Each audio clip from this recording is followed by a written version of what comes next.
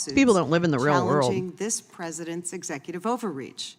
But it's not the actions of the courts in interpreting our Constitution and laws that are unprecedented. It's the scope and breadth of this president's executive orders that are unprecedented. It's this president's attempt to go it alone, to usurp the power of Congress and we the people, to rewrite the laws of this country and the Constitution, and to reserve unto himself, rather than the judiciary, the right to interpret the laws and our Constitution. The sheer volume of unconstitutional and illegal That is a actions very taken by good, this thank president you. in just Disagree. the They want people first to few see weeks of them his breaking the term due has led process some and to be wonder if the helpless to do president anything about it. fundamentally misunderstands the Excellent. nature and terms Yep. of his Article 2 powers. Excellent. Specifically, when Article 2, Section 3 says that the president Only people shall with take micropeens care take down to 200-year-old faithfully execute the magnolia laws trees. passed by True Congress. story. Does this president think that the word execute means that he's supposed to kill laws rather than carry them out? Unfortunately, the underlying rationale for much of this action is a radical theory set forth in Project 2025 and elsewhere. She deserves that. It's one that would vest federal power in a unitary executive, sidelining two of the three co-equal branches of our government, Congress and the judiciary. We're here because Republicans who control the House and Senate have, thus far, chosen to abandon their constitutional duty to constrain an out-of-control executive branch. If they don't see anything wrong with it, their constituents do, and more of our colleagues would know that if they actually showed up at town halls in their districts. Our Constitution is built upon the rule of law, that no one is above the law, and our legal system is built on the idea of judicial independence. In the past 2 months, we've seen our judicial system working as the founders intended, and as the Supreme Court ruled in Madison versus Marbury over 200 years ago, it's the job of our judiciary to declare laws and executive actions unconstitutional. Dog is barking. If they're in BRB. conflict with the Constitution. The federal judges who've ruled against Exactly, President Jim. Trump's unlawful Exactly. power It's grabs fucking are ridiculous. simply interpreting the Constitution and the laws passed by Congress to protect the rights of the American people. To suggest otherwise is to substitute a theory of executive primacy that is completely at odds with our constitutional history and separation of powers. Mr. Chairman, I wish that we could dismiss today's hearing as just political theory or theater, but the stakes are too high for the American people and their rights hang in the balance. While this administration has begun by attacking people it vilifies, including immigrants, students, or working people, no one should kid themselves. It's clear the rights of every American are at stake. When the White House and some of our colleagues claim the right to deny due process to immigrants who they claim have broken a law, that's a sham. Because if you don't support the rights of immigrants to due process, then you don't support anyone's right to due process. Because without due process, the government can do whatever it wants to anyone, including citizens, and they aren't able to defend themselves. What's to stop ICE from saying that Mr. Roy or Mr. Jordan is a member of a violent gang and shipping them out of the country? Attacks on our courts, whether in the form of executive orders punishing law firms and lawyers that dare to stand up for the rule of law, or hearings like this attempting to constrain the courts, or tweets urging impeachment or violence against judges, are part of a broader attack on the rule of law. Our Republican colleagues have shown that they're not concerned about civil rights and the rule of law. Their sole concern appears to be whether or not a federal judge has ruled against this administration. They've gone so far as to call for impeaching judges who rule against this White House, eliminating courts altogether, or advocating to cut off funding for the court system. The fact is, if the president wants to end his legal woes, he can simply follow the Constitution and our laws. Because if a president issues illegal executive orders, the courts are duty-bound to block them. But rather than accepting that reality, our Republican colleagues would rather hand the president the keys to unchecked authoritarian power. Let's be real. Americans elect a president every 4 years, not a king. Even if President Trump had won a landslide electoral victory, which he didn't, that would be beside the point. An electoral victory does not justify running roughshod over the courts and the Constitution, which every president is sworn to uphold. Presidential power is not absolute. When President Trump empowers Elon Musk to ignore laws Congress passed or slash funding Congress appropriated, he's undermining the power of the American people who voted us into office.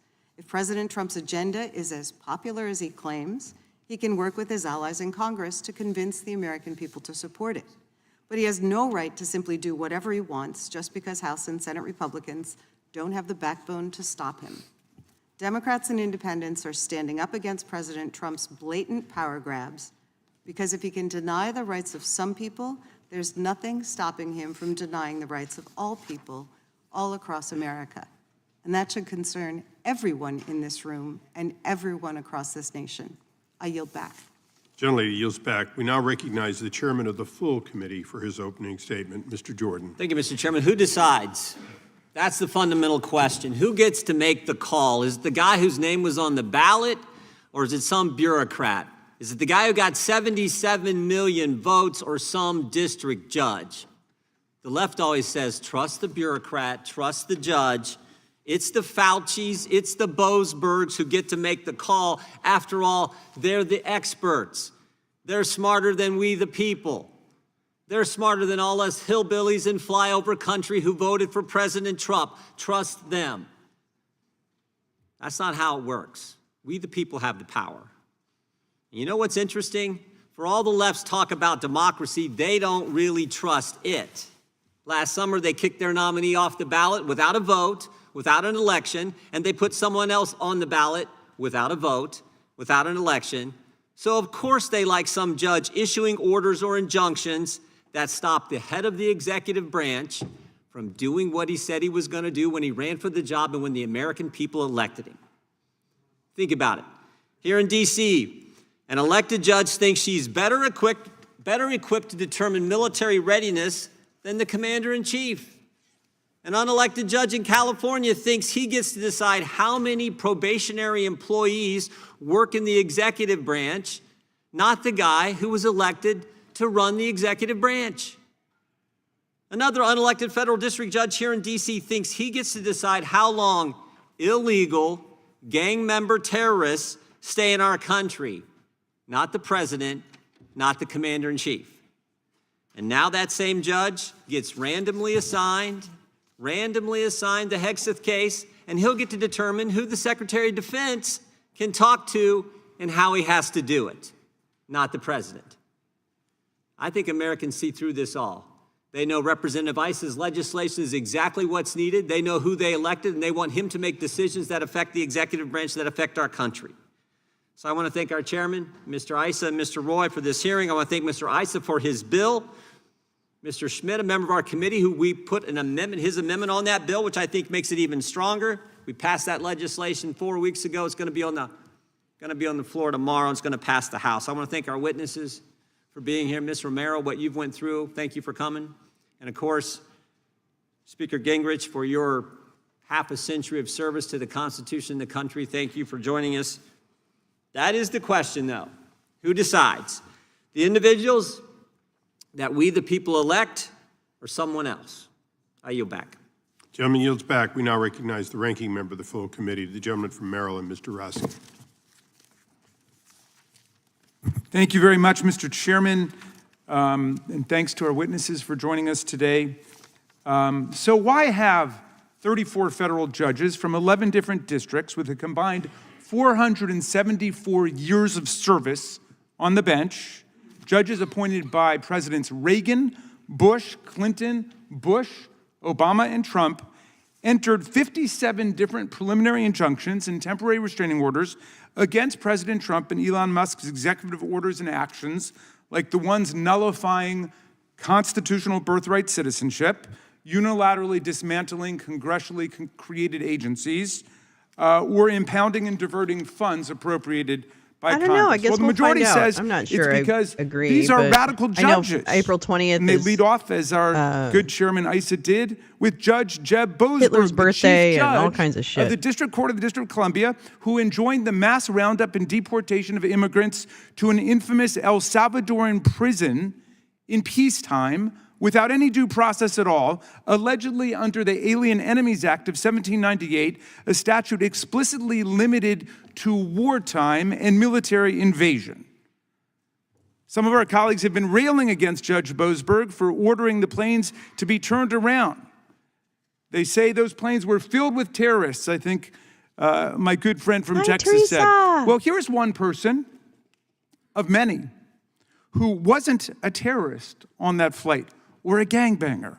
His name's Kilmer Garcia. He's a Marylander married to a U.S. citizen who has a 5-year-old son with autism. And he went to pick up his son, but he was picked up first by ICE. And then he was shackled and put on that airplane and shipped off to the torturers of El Salvador without ever having the benefit of those two most beautiful words in the English language, due process. He never saw a judge. Nobody ever told him what he was being charged for. Nobody ever told him that there were any charges against him.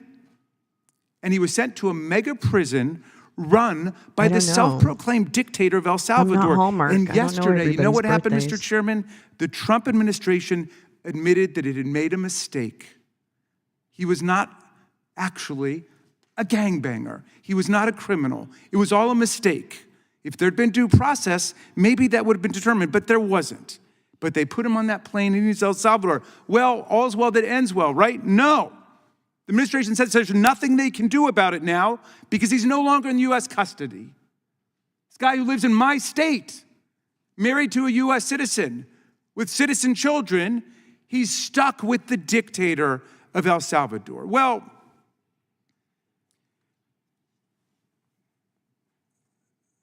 Judge Boasberg, some of our colleagues want to impeach him. Look, some of our colleagues, they've got 4 wanted signs in the Cannon House office building with the names and faces of judges on them. They want to impeach them now. They want to impeach Judge Boasberg. Some of my colleagues should be alerted to this fact. Judge Boasberg was first named to the bench by President Bush. He was Justice Kavanaugh's roommate at Yale.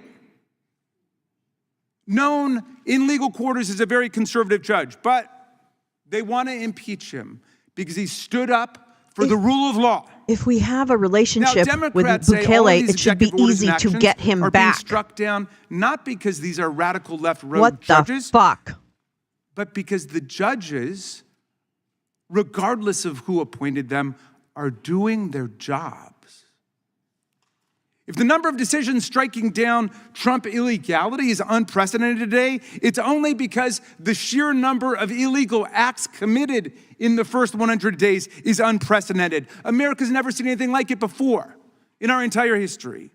Trump and Musk have been systematically violating the Constitution and breaking the law to trample the rights of the people and steal our data, fire excellent federal workers en masse, even when there's a mistake, congressionally created government agencies and programs. That doesn't make any from sense. the VA and Medicaid to NOAA, NIH, and Social Security, which Elon Musk called, quote, the biggest maggots Ponzi should all scheme just fucking drop dead. Just drop dead, MAGA. When brave Americans drop go to court to defend themselves against the president of the United States and the richest man in the world, I do not care because you don't care about actual suffering that is happening and they're right showing America why we have an independent judiciary.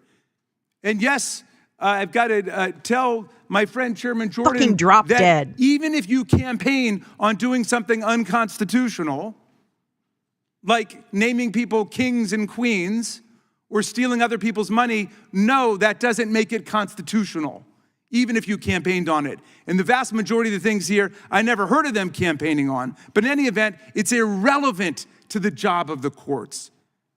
Anyone who's read any of the decision knows that what we're witnessing today is a matchless constitutional crime spree by a rogue president and his Doge enforcer, a government contractor who has pocketed $38 billion and his from the entire taxpayers, multiples more than he has ever even claimed to have saved us.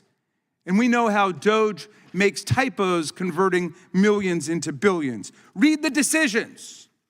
Look at these cases, finding that Trump violated Congress's spending power and usurped our lawmaking power under Article 1. Read the cases, finding that Trump violated the First Amendment free speech rights, the Fifth Amendment due process rights, the Sixth Amendment counsel rights of the people, even by discriminating by name against law firms and lawyers, actually banning specific firms and lawyers from federal buildings and courthouses, federal contracts and federal employment, all simply because they dared to represent their clients, and Trump hates them.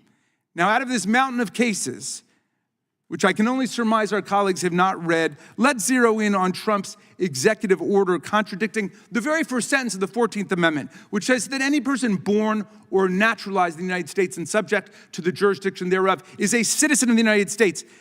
Trump got struck down by a Reagan judge, a Biden judge, an Obama judge, and a Bush judge. The Reagan judge said, quote, "I've been on the bench for 4 decades. I can't remember another case where the question presented is as clear as this one. This is a blatantly unconstitutional order."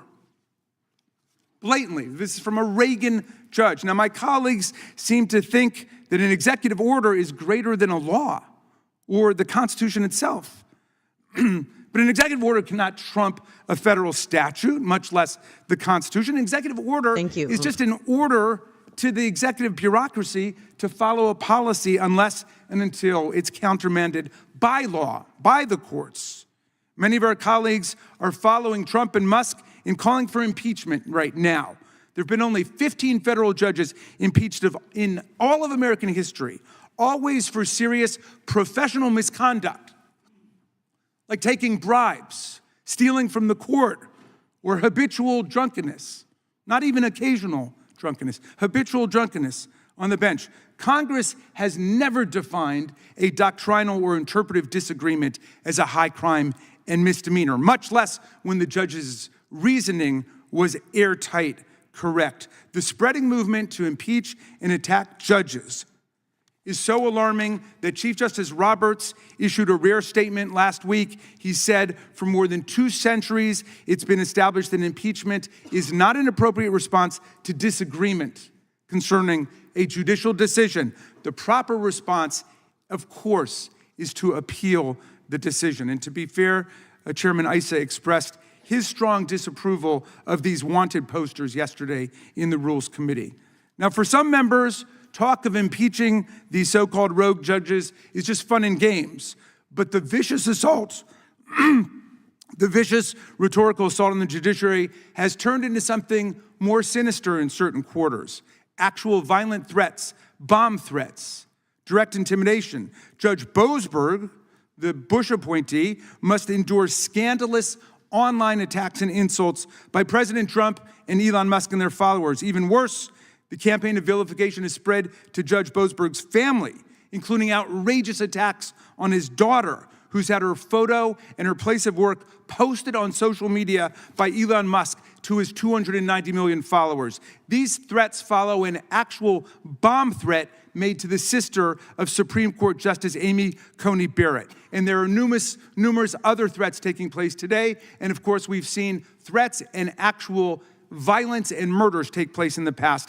I call on my colleagues right now to call off the campaign to impeach federal judges for doing their jobs. I call on them to demand that the Trump administration comply with all judicial orders while appealing whichever ones they want to appeal, and to demand the return of people unlawfully taken to El Salvador on that so-called plane full of gangbangers. And I especially call on them today to denounce all violent threats, doxing, online vilification, and threats against our judges. This is the Judiciary Committee of the United States House of Representatives, and we should act like it. I yield back, Mr. Chairman.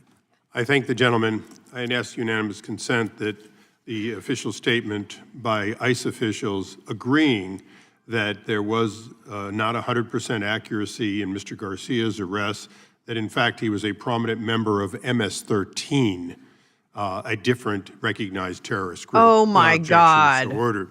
Without really? objection, Where's the evidence? All other opening Where's the statements evidence? will be included in the record. Where is the I'd now evidence? like to introduce our distinguished panel, beginning with the Honorable Newt Gingrich. Mr. Gingrich is the former colleague here in the House and served from 1979 to 1999. Newt Gingrich is still alive? Including 4 years as the Speaker of the House. Speaker Gingrich was instrumental in formulating Contract with America and returning Republicans to a House majority after 40 years of Democrat control. Since leaving the Congress, he has remained incredibly active, and in fact, in both policy, politics, and government, he has led, having authored several dozen books and teaching military officers and other national security professionals at the National Defense University. Welcome, Mr. Speaker. Mr. Paul Larkin. Mr. Larkin is the John Barbara and Victoria Rumpel Senior Legal Research Fellow at the Edwin Meese III Center for Legal and Judicial Studies at Heritage Foundation. Before joining Heritage, Mr. Larkin served in various positions in the Department of Justice and at the EPA, and as a Senate staff. He has spent a number of years in private practice and is most prepared for today's hearing. Welcome. Ms. Cindy Romero. Ms. Romero is a resident of Aurora, Colorado, who saw firsthand the effects of soft on crime and open border immigration policy. She was a resident of an apartment complex targeted by Tren de Agua and eventually was forced to move after her neighbors were reportedly victimized and her car was struck by gunfire. Lastly, Professor Kate Shaw. Ms. Shaw is a professor of law at the University of Pennsylvania, Carey Law School. Professor Shaw focuses on executive power and the Supreme Court, along with other issues. Yeah, he is terrible. Welcome all of our witnesses ISA and ask is that you absolutely please awful. rise to take the pledge to be sworn in. The right hand. Look at Newt. Do you solemnly swear or Newt looks like a affirm mess. under penalty of perjury that the testimony you're about to give will be the truth He and correct is dead, to the best of your actually. knowledge, information, and belief, so help you God? It was right. He Please be is dead. seated. Trendy Agua. Let the record reflect yeah, that all exactly. witnesses answered in the affirmative. Trendy Agua. Like that bubbly probiotic water. Newt has the Trump midsection. We'll begin with Mr. Larkin, and I would only ask, you've all seen this on C-SPAN, but to the greatest extent possible, please wrap up by the end of 5 minutes. You'll have the indicator on your desk, but your entire statements will be included in the record, as will your entire additional statements will be information included in the record. which I can't speak for everyone, but I know the speaker Newt had to will resign in revise and disgrace. extend Yes, I remember with that. Newt's considerable, actually probably part of the reason authentication. we're here. Mr. Larkin. Great. I think take Turn to your make sure mic you're on. and pull it a little closer. Have you seen C-SPAN? Is that better? Much. The practice of issuing I'm gonna nationwide drink injunctions American fizzy outside the water. confines of a certified nationwide class action is mistaken as a matter of law and unwise as a matter of policy. Let's start with the law. And in there, let's also start with the Constitution. Callista. The legislative power is granted to Congress. That's And the what other is the one, primary right? product of that legislative power? It is what the Constitution defines as a law. The term law also shows up in Article 3, but it shows up in Article 3 under the phrase arising under He hasn't the worn that Constitution, suit the in laws, or years. treaties. It is not They had the to pour him courts into it. that are responsible for creating the law. It's the courts who are responsible for interpreting it as it applies. But they can only do so in the context of a case or controversy. Right. Two structural limitations on what the courts can do. Right. In other words, in order for the courts to be able to say what the law is, Mm-hmm. they have to get on the playing field. And in order to do that, you have to have a case or controversy. Now, why does that matter? Well, the Constitution Oh, does I think we speak do, to this. sir. As I've said, only the Congress can create a law. Anytime a court enters a judgment that is tantamount to being a law, the judge has gone too far. And in the case of nationwide injunctions, a judgment in favor of non-parties goes too far. Oh my God. You also have... I'm stopping Mr. Larkin. Kyle Cheney reports, thank you, Gal. Vance here, mocking John Favreau, I guess, for not reading the court filing, says the deported man was a convicted gang member. The court filing does not say that. It says he was denied bond in 2019 over an informant's claim he was in MS-13. That's not a conviction. Oh my God. Check that out. No statute in the judicial code, no provision in the Constitution, and no settled history at common law that allows a judge to enter these sorts of orders. That's yes. important. I'm going to because make sure you everything get has them. to fit into one of those three. Why? The Supreme Court has interpreted Article 3 in light of how it was understood in 1789. And so those are the three primary bases. Oh, is that the way we do things now? The text of the Constitution, statutes, and English common law history. In fact, there are two Supreme Court cases that directly undermine the legitimacy of nationwide injunctions outside of certified class actions. One is Williams versus Zabarez. In that case, the court said there is no case or controversy between two parties that are in a case over an issue that has not been put into dispute by one or the other of them. It logically follows that there is no issue in dispute between someone who is a party and someone who is a stranger to the entire litigation. Similarly, at the back end of the process is the case of United States versus Mendoza, where the Supreme Court held that the federal government is not subject to the win or go home rule that you see in the NCAA postseason tournament. The government isn't stuck with whatever loss it has the first time it litigates a case to a final judgment and loses. The doctrines in the law of issue preclusion or collateral estoppel, the new and old terms, do not apply to the federal Originalism, definitely government. how Why the Heritage Supreme claims Court to in do the it, unless a unanimous better decision in rubric gets Mendoza them said their they do outcome not. easier. Why? Because there are a variety of good policy reasons why it shouldn't. With that, then let me turn to the Shut his policy Irish pie. reasons Set your that show tea hole. this practice is unwise. What the feck you going on There are about, several. Mr. Larkin? Okay. Get the First, fuck out of here. Mandatory injunctions prevent the He percolation looks like of he's issues had in the lower court a that little the too US much Supreme at Court the in Hilton Mendoza patio bar said last is night in necessary D.C., for that I court think. to be able best to resolve whatever legal dispute there is. It allows the court to be sure that all of the issues, all of the sub-issues, all of the arguments pro and con, all of the benefits and costs of whatever rule are fully aired. Secondly, it encourages judge shopping.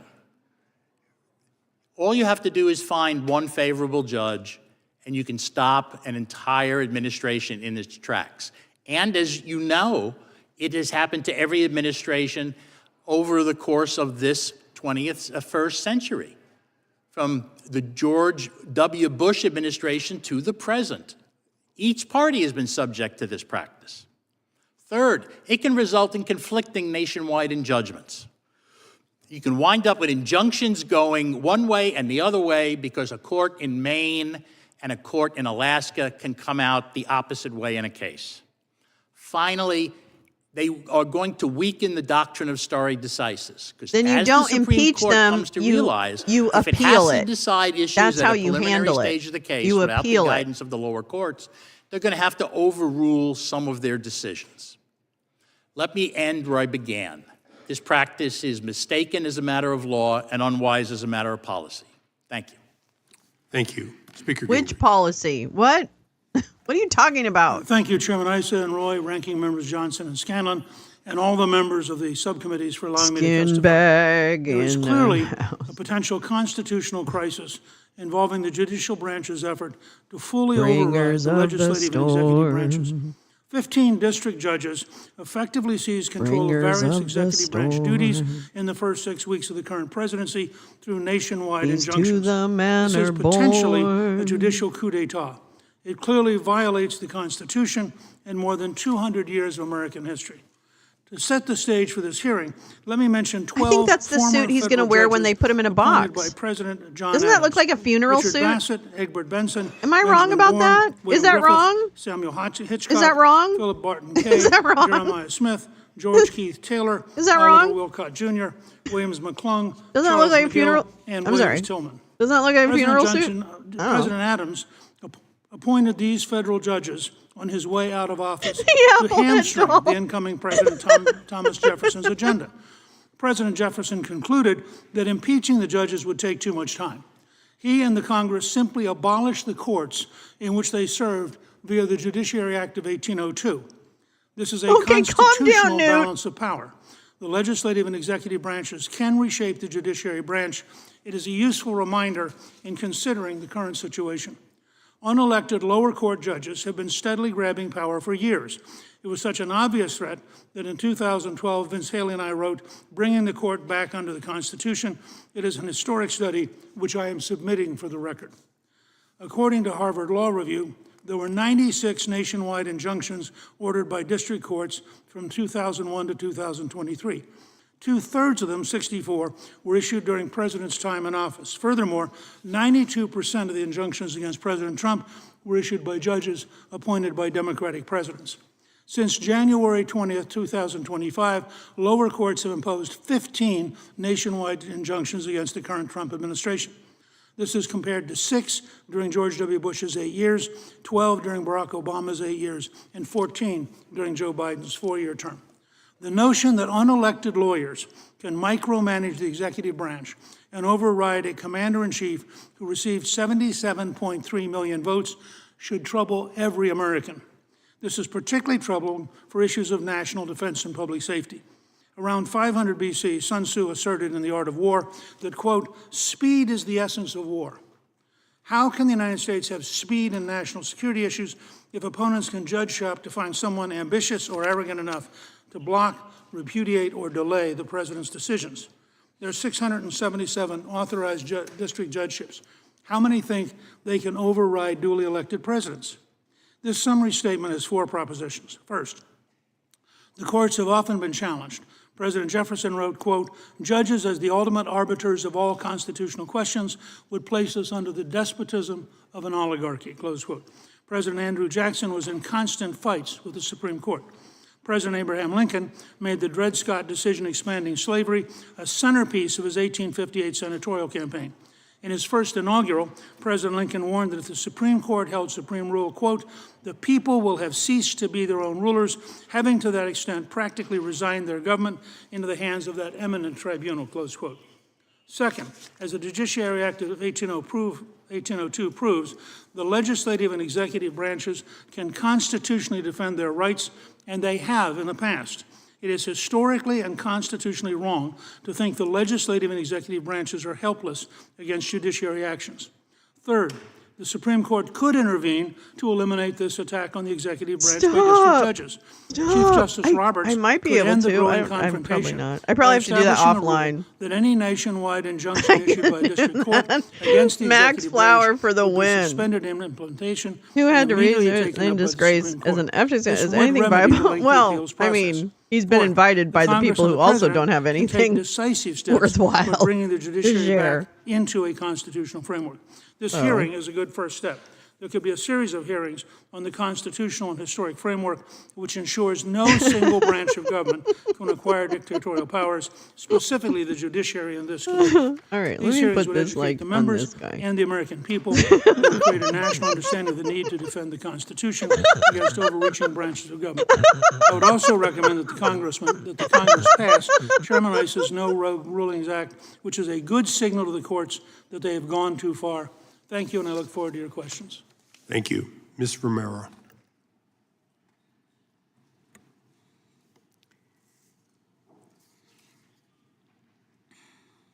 My name is Cindy Romero. I'm a wife, a mother of 5, a grandmother of 3, a part-time worker and student, and a former resident of Aurora, Colorado. And I'm sorry about your situation, but I'm could one you of have the not many dragged a victims comb across through the your hair nation this morning? of the Sorry. violent I'm transnational judging. gang, Trinidad, and a former lifelong Democrat. Ooh, My husband and I sick resided at burn. the Edge of Lowry apartment for 4 years. And while the first few years were a pleasant experience, we soon began observing changes in our once quiet neighborhood. And in the spring and summer of 2024, we noticed shuttles dropping off large number of illegal immigrants onto the property. Throughout the year, we watched in horror as a few apartments full of migrant families quickly evolved into large groups of gun-toting, military-aged males, threatening the remaining leaseholders into abandoning their properties, then kicking in the doors to the many vacated units to make room for other gang members. Open-air drug use, drug dealers, and seemingly underage prostitutes filled the common areas of the buildings. Large parties in the parking lots lasted well into the morning. Stolen and abandoned vehicles blocked residents' cars, property damage was evident, and random shootouts soon began to be expected on our block every night. These criminals brought in unlicensed electricians to run electricity to abandoned apartments and locksmiths to change the locks on the outside of the buildings to deny access to the owners, emergency services. Did that happen? And even the leaseholders of the building. Did that happen? Despite several did that calls really for help happen? to the Aurora Police Department, they often I'm provided conflicting asking. excuses I hadn't heard about for not that. responding. For example, one officer told me that he wanted to respond, but was instructed not to.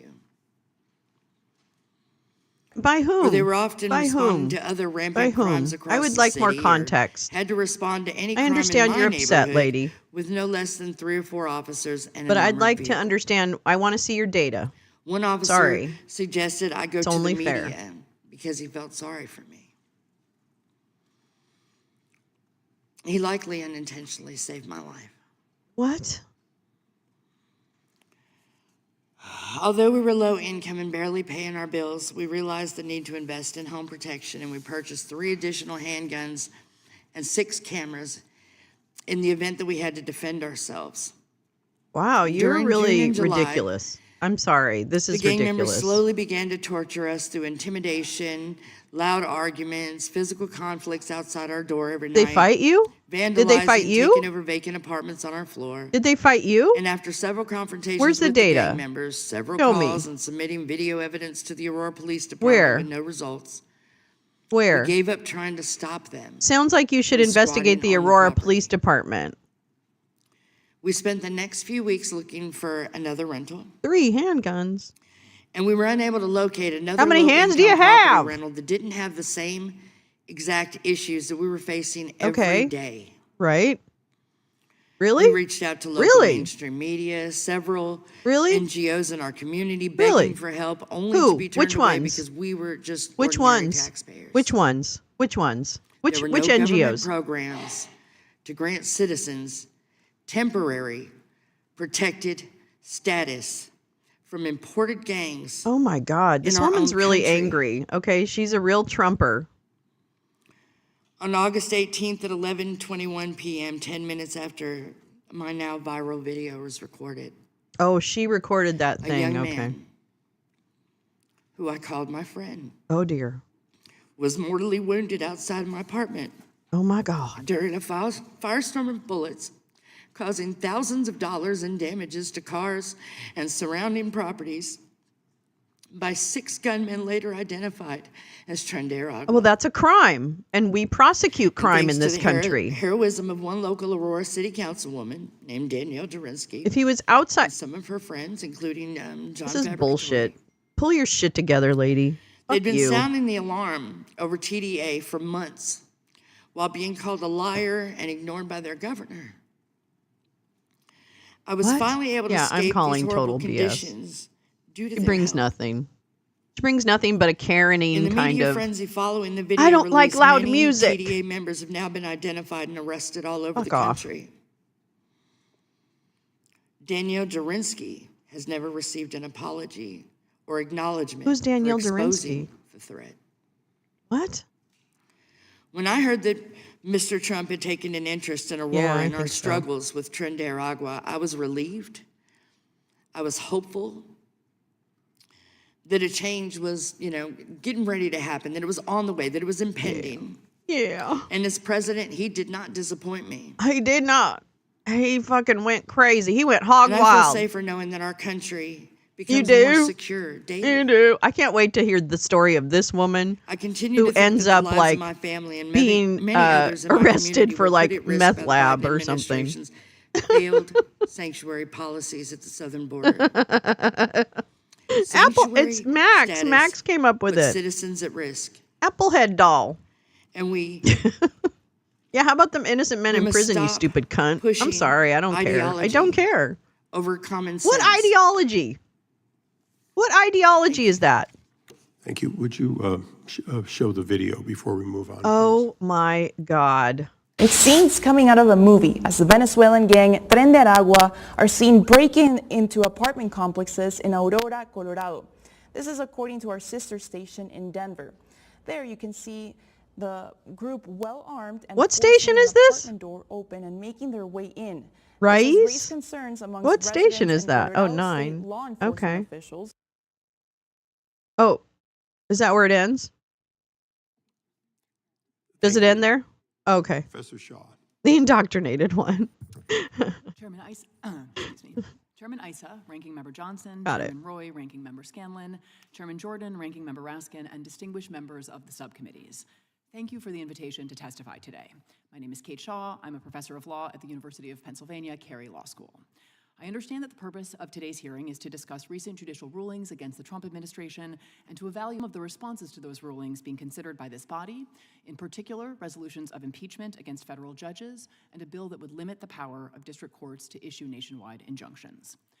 Let me say at the outset that in my view, the premise of this hearing But she has a that courts fantastic have voice. overreached or transcended the limits of their authority and that this overreach calls for some response is badly mistaken. It is true, as has already been noted this morning, that the Trump administration has been on a losing streak in the federal courts. A recent analysis by Professor Steve Vladeck found that of the 151 cases brought against the Trump administration since January 20th, 46 have resulted in some sort of preliminary relief. That relief has been ordered by judges across the country and by judges appointed by presidents of both parties. This broad consensus makes clear that despite the claims of some critics, these rulings do not grow out of substantive disagreements with President Trump's policy choices. The lawsuits have been brought and have overwhelmingly succeeded because many of the challenged actions have been taken without regard for and often with outright contempt for both statutes and the Constitution. And by that I mean both the constitutionally required process for lawmaking and the rights the Constitution commands government to respect. First, as to process. Article 1's lawmaking provisions are pretty straightforward. Laws must be passed by both houses of Congress and signed by the president or repassed over a veto. Laws governing funding, that is appropriations, are laws like any other. As for Article 2, it has long been settled that when the president acts, it needs to be pursuant to some authority Congress has granted or within one of the narrow areas in which Article 2 gives the president the authority to act without congressional authorization. That is the heart of Justice Jackson's concurring opinion in Youngstown, still the most influential judicial account of presidential power. What all of that means is that if President Trump wished to reshape or even eliminate many federal agencies, or dramatically reduce government expenditures on foreign aid, or eliminate job protections for federal workers, or roll back federal privacy protections, working with his many allies in Congress, including those on this committee, was the constitutionally permissible way to do that. Instead, he has ignored the laws passed by Congress and the constitutional rules that give Congress primacy in lawmaking. Beyond those largely procedural failures, many of the administration's initiatives have flouted core constitutional principles: the freedom of speech and expression, due process, equal justice and equal protection under law. President Trump has used Lawsuit the power tracker. of government to exact retribution One of against many. individuals and entities who have engaged in constitutionally protected activities, and he has brought the full weight of the state down on vulnerable groups the Constitution protects. In short, this administration has been marked by a breathtaking degree of presidential unilateralism that is flatly inconsistent with the Constitution and with numerous statutes passed by Congress. That is true in general terms, and it is true as to specific actions. That is why President Trump has fared so badly in court.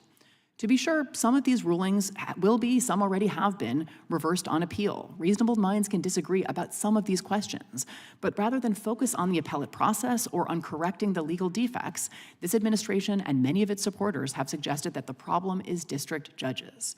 And rather than use its constitutional authority to enact laws that would give the president the power to do some of the things he wishes to do, this body has devoted itself to two things: stripping the power of federal courts to issue injunctions and pursuing the impeachments of federal judges who have merely discharged their obligation to uphold the Constitution.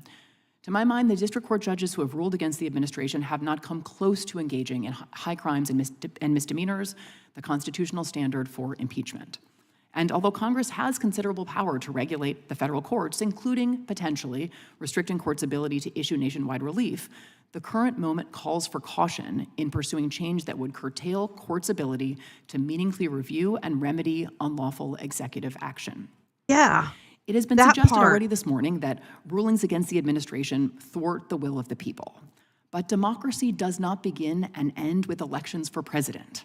It includes elections for membership in Congress, the branch closest to the people and the entity whose authority many of these decisions protect. Democracy also means more than just elections. It includes values like the ability to engage in speech and expression, to associate, to petition. Meaningful democracy also requires genuine political equality, procedural fairness, and mechanisms for the protection of minorities. And in our system, courts can be a key guarantor of those aspects of democracy. They are doing their part to preserve both law and democracy. Other branches of government should join them. Thank you again for the invitation, and I look forward to your questions. Thank you. We'll now go in I love smart in people. order, out of order, in order to give He seems Mr. like a really good professor. McClintock the first McClintock! Thank you, Mr. Chairman. The ranking member offers us an example of an upstanding, law-abiding Marylander in the case of Brego Garcia.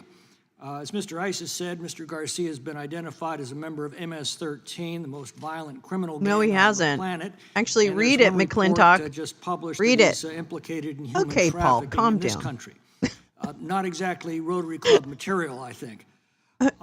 Have you shouldn't read the story? circumstances of his case be examined Oh my in God, an I individual hate- action I before hate a this place district so court much. and not dumped into a far-reaching edict arising from another case that has very different circumstances? Mr. Larkin, what's your opinion of that? Your microphone. How about now? My mistake, sorry. My understanding is these actions that have been challenged under the Administrative Procedure Act, not as actions seeking federal habeas corpus relief. Federal habeas corpus is the traditional remedy that someone uses when they're claiming the government has unjustly No, I'm not going to seized switch to them. Cory There's Booker even a on the House provision floor, Paul. for next Thank you, friend. but I'm going to stay with this, and we can check on Cory afterwards. Don't tell me what to The Administrative do. Procedure Act is not. Yes. For example, you can't use Section 1983 to challenge the legitimacy of your conviction. You have to use the Habeas Corpus Act. Right. So And while again, these are individual cases with very different individual circumstances and ought to be that's adjusted right. I mean, by what you have, a particular John Doe, number 1, 2, 3, whatever. Each case has to be examined separately, but it should be in habeas corpus, not the Administrative Procedure Act. Mr. Gingrich, I'm Again, told that 92% of the judges don't tell me who what to issued do. blanket injunctions against the administration have been appointed by Democrats. I will smoke in a That minute. at least suggests a rather partisan tilt to all this, and it's not being done even-handedly. What's your view of that? And doesn't that undermine public confidence in our courts? Well, I think if you look at the It's one of the main reports from reasons I'm various single polling is firms, my winning clearly the majority attitude. of Americans believe that no single district judge should be allowed to issue a nationwide injunction. And I think that when you look... You don't think so? My judgment as a historian, Oh! this is clearly... Oh, we're a historian You don't now. have this many different Oh, we're a judges historian issuing this now. many different I don't think nationwide there's injunctions, steampunk. all of them coming from the same political ideological There we go. background. Where is Just it? assume Where are it's my all glasses? I don't even know where random my glasses are. efforts of justice. This is a I have clear these effort ones. to stop the scale of change that President Trump represents. And I agree, a lot of this stuff can be fought out. Some of it should be fought out in the Congress, but it shouldn't be micromanaging the executive branch. He agreed to on pay national $300,000 to solve the matter, which by included random using single charitable judges groups to promote his who have political no views. standing, God, in they have no 1997, particular Gingrich became the knowledge, only speaker in they history to haven't be been in the room, reprimanded they by the don't know House of the Representatives. consequences of It's what they're true. doing are, True and they story. put both There's Americans my and the engineering nation glasses. at risk when they They're just intervene glasses. They're not with basically engineering. I don't alternative engineer presidents. anything. You now have potentially 677 Apple. alternative presidents. Apple None of face. them won an election. I'm going to We try all and make believe the in due face. process. Every injured party should have access to the courts, and they do. The question is whether a single Do I look like district the court Apple can go doll? beyond Don't say the that. case Don't tell before me them that. and apply the same decision to others whose cases are not before the court in jurisdictions that go far beyond their own. You know, Mr. Gingrich, you pointed out that there are several ways to address this. One is congressional action. The other is the Supreme Court putting its own house in order. In fact, the Alito dissent recently suggests that there are at least 4 of the justices who very much want to do this. It seems to me that's the cleanest and most surgical route, assuring that the rule is done from within the court and not imposed by legislation. What are your views on what the Supreme Court should do and on what you already mentioned what we should do? Look, I think the Chief Justice would achieve far more for judicial independence if he cleaned up his own judiciary rather than lecturing the rest of us. And I think there are ways he could intervene, as I mentioned in my testimony. They could establish a rule that any nationwide injunction issued by a district court will be held in abeyance and will be immediately appealed to the Supreme Court. You know, Lincoln makes this case. Very head-on fight, which is ironic because Chief Justice Taney, as Attorney General for Jackson, had ruled against the courts and had said as Attorney General, the courts cannot order the president. Now, he then becomes Chief Justice, extends slavery potentially to the whole country, and is lectured by Lincoln in his first inaugural as Taney sits there. And Lincoln is essentially saying, this was the law of the case, not the land, and we will not enforce it. And they don't. They never enforce Dred Scott. And so I think Chief Justice should think seriously about intervening to preempt any requirement for something such as Chairman Iss's I'm bill, grabbing my pearls as we speak. Grab Thank my you, gentlemen. pearls. I now ask unanimous consent that the previously played video be placed in the record. Aye. Additionally, I ask unanimous Wildly consent ahistorical. that the Wall Street Journal article entitled "Why Judge Boasberg's Deportation Order is Invalid, Legally Invalid," be placed in the record, and that the Harvard Law Review article entitled "District Court Reforms: Nationwide Injunctions" be placed in the record. Without objection, so ordered. And we now go to the ranking member, Mr. Johnson, for 5 minutes. Thank you, Mr. Chairman. I'm reminded of the quote that goes something like, when the law is not on your side, argue the facts. No, we ended up And when not the having facts are space. not on your It was side, my bad. argue the law. And when neither Oh, sorry. is on your Get side, the Apple guy out of then there. pound the Sorry. table. I'm so Well, sorry, Mr. Johnson. Trump doesn't have the facts or the law on his side. And so with this exercise today, he is Trump's trying vicariously America's pounding greatest the table. comeback. He's so happy. Professor This was his Shaw, idea, really. President Trump Tea Party has guy. targeted and attacked some very wealthy and powerful entities to send a message to the less powerful. Trump has attacked Columbia University. He has attacked the white shoe, silk stocking law firms like Paul Weiss and Skadden Arps.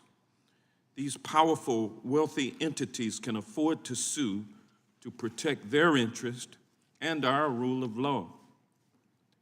But instead, they chose to lay down and get steamrolled by the bully.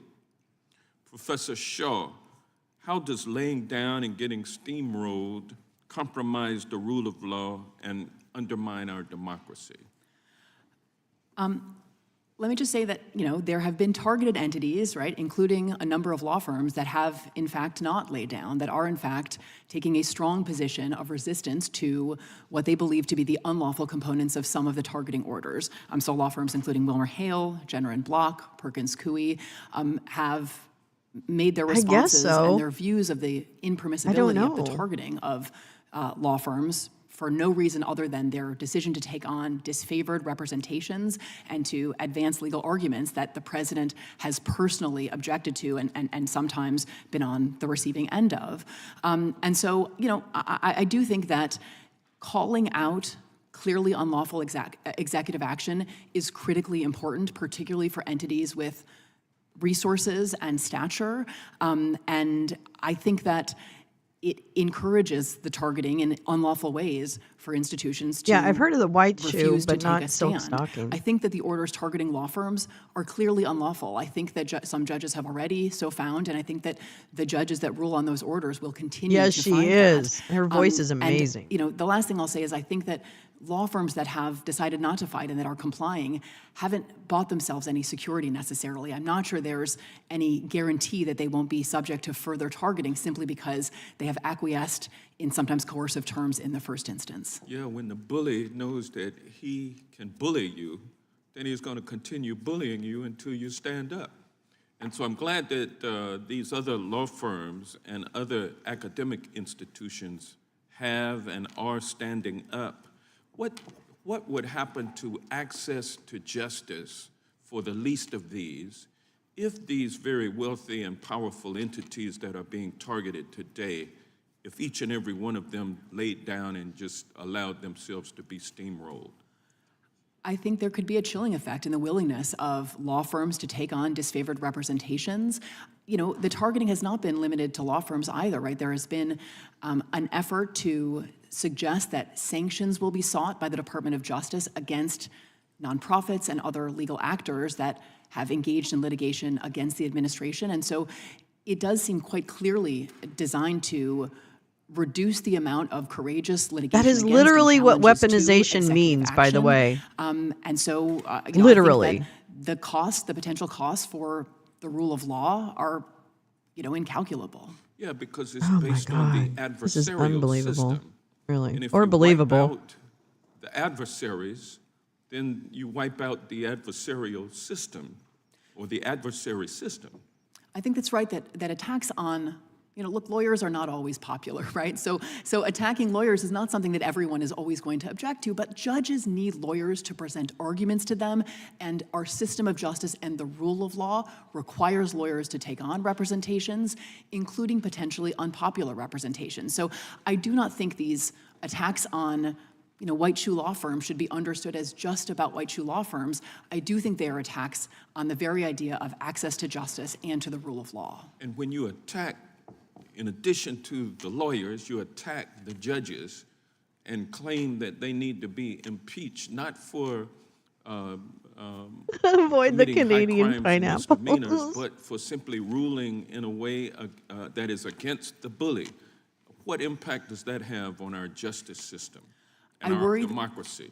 I worry that the intent there is the same, to basically have a chilling effect on the willingness of judges to rule against the administration. In the same way, I think part of the intent of these executive orders is to create a climate of fear and intimidation and to disincentivize taking on representations, including against the federal government. So I think the intended effect is likely the same. Thank you. Thank you. I yield back. And yields back. We now go to the gentleman from Kentucky, Mr. Massey. Thank you, Mr. Chairman. It's massive this asshole. Hearing reminds me of a breakfast I had Hi, with massive Anthony asshole. Scalia. About a dozen of us congressmen invited him to breakfast, and this was about a decade ago when Obama was the president and John Boehner was the speaker. And my colleagues appealed to Scalia and said, what can you do? You need to get involved here. The courts need to get involved. Obama's running roughshod over Congress. And Scalia refused to accept that premise. He said, no, this is not my job to referee fights between your two branches. My job is as a jurist to decide if somebody's been harmed and what the remedy is. And occasionally we interpret the law and the constitutionality of it. He said, and by the way, you're the most powerful branch of government. I don't know what you're complaining about. All the tools you need to restore the balance are in the Constitution. And one of my colleagues protested that impeachment was just too hard to pull off, given the threshold in the Senate and the political backlash. And Scalia shook his head. He said, I'm not talking about impeachment. You all have the power of the purse. You are funding everything you complain about that Obama is doing. Just quit funding it. And it was a pretty clear message. Now, that was about tension between Congress and the executive branch, and our hearing today is about tension between Just stop funding the it. judicial system and the executive branch. But I think it's still the case that what Scalia said is true. let me give you an example of something I'm going to predict is going to happen in the courts soon that I'm not going to have much sympathy for on the president. So the president recently had a press conference and said he's going to wind down the Department of Education. Oh, great, that's my bill. I've got a one-sentence bill that eliminates the Department of Education. I should be very excited about this. The problem is, much of the activity that he says he will undertake, he just signed into law the funding of it a week before. We did a continuing resolution that fully funds every single penny of the Department of Education, then a week, and the president signed it. This is, as Professor Shaw pointed out, appropriations bills are laws too, and they require both chambers and then the president to sign it. And Thank so you. it's What's an your appropriation point? bill, it's a law, it's in law, and a week later he announces that he doesn't What like is your some of the point, law, sir? and so he's going to do things differently. So that's my problem that I have. Now, I do think it's a good hearing, and this is a great question. I tend to think that probably there are cases where they shouldn't have nationwide injunctions, but this is a double-edged sword. Okay. Under the Biden What is your point? administration, he did unconstitutional and unlawful things during COVID. that were When? stopped Which with ones? nationwide injunctions. Which ones? So, for instance, he had a rent Okay. moratorium that was Okay. stopped until the Supreme Court eventually basically said it was illegal. Oh, okay. He refused to grant Fuck you, religious people. exemptions Fuck you, to the constituents. vaccines in the military. Right. It was a nationwide injunction. Actually, one of the attorneys in that is a constituent of mine, Chris Wiest, who stopped all of the vaccine mandates at that point in the Okay, Air so you're Force. killing people. All right, I get it. That was a More. nationwide Which one injunction. else do you And not, then not agree his with? OSHA vaccine mandate was stopped. Oh, with a right. So nationwide injunction. make So I'm people torn sick on again. this. Okay. You know, maybe if we just don't have nationwide injunctions, people in certain districts can live under tyranny or the perception of it. And if you're in a different judicial district or circuit, you get some remedy from the tyranny. Maybe it works out better that way. Maybe we should have tried each of these cases in each of these courts and found out the answer. But Oops. What? Mr. Speaker, former What? Speaker Newt Gingrich, what do you have to say on the? I since just you were want to say Speaker Newt and Gingrich. led this appropriations process. Do you think the president can unwind the Department of Education a week after he signed the bill that funded it? Well, you're really mad about that. Well, as you know, when I was Speaker, we balanced the budget, something you believe in, for 4 straight years, the only time in the last century. So I think I can talk with some authority about No, this. you can't. I suspect there will be a real fight at the Supreme Court level over whether or not the president has impoundment authority, which was taken away during the collapse of the Nixon presidency, but had existed before that. That'll be a legal fight. I think your point about injunctions is semi-right. That is, a court should be able to issue the injunction. My point about this, the Chief Justice is, if that particular single district judge says, this is a valid injunction, if they immediately went to the Supreme Court, and then the Supreme Court agreed that it was a valid injunction, then you could have a nationwide injunction. I'm with Lincoln. So only the Supreme who said Court can even do though that. The court had decided 7-2 that slavery could be extended nationally. He refused to accept the legitimacy of that decision because it wasn't unanimous. Now, so the precedent is pretty clear. I think your instinct is right. There are times you need a nationwide action. My only point is, if the district judge says that, the following morning it should be in the Supreme Court, and the Supreme Court should have to render judgment. If they agree, then you have a nationwide injunction. But if they say, no, you're in error, then there's no nationwide injunction. Makes sense to me. I yield back. Thank the gentleman. Whatever We now he go said. to the ranking member of the full committee, Mr. Raskin, for 5 minutes. Thank you, Chairman Issa. You know, respect for the separation of powers is intertwined with respect for due process of the citizens.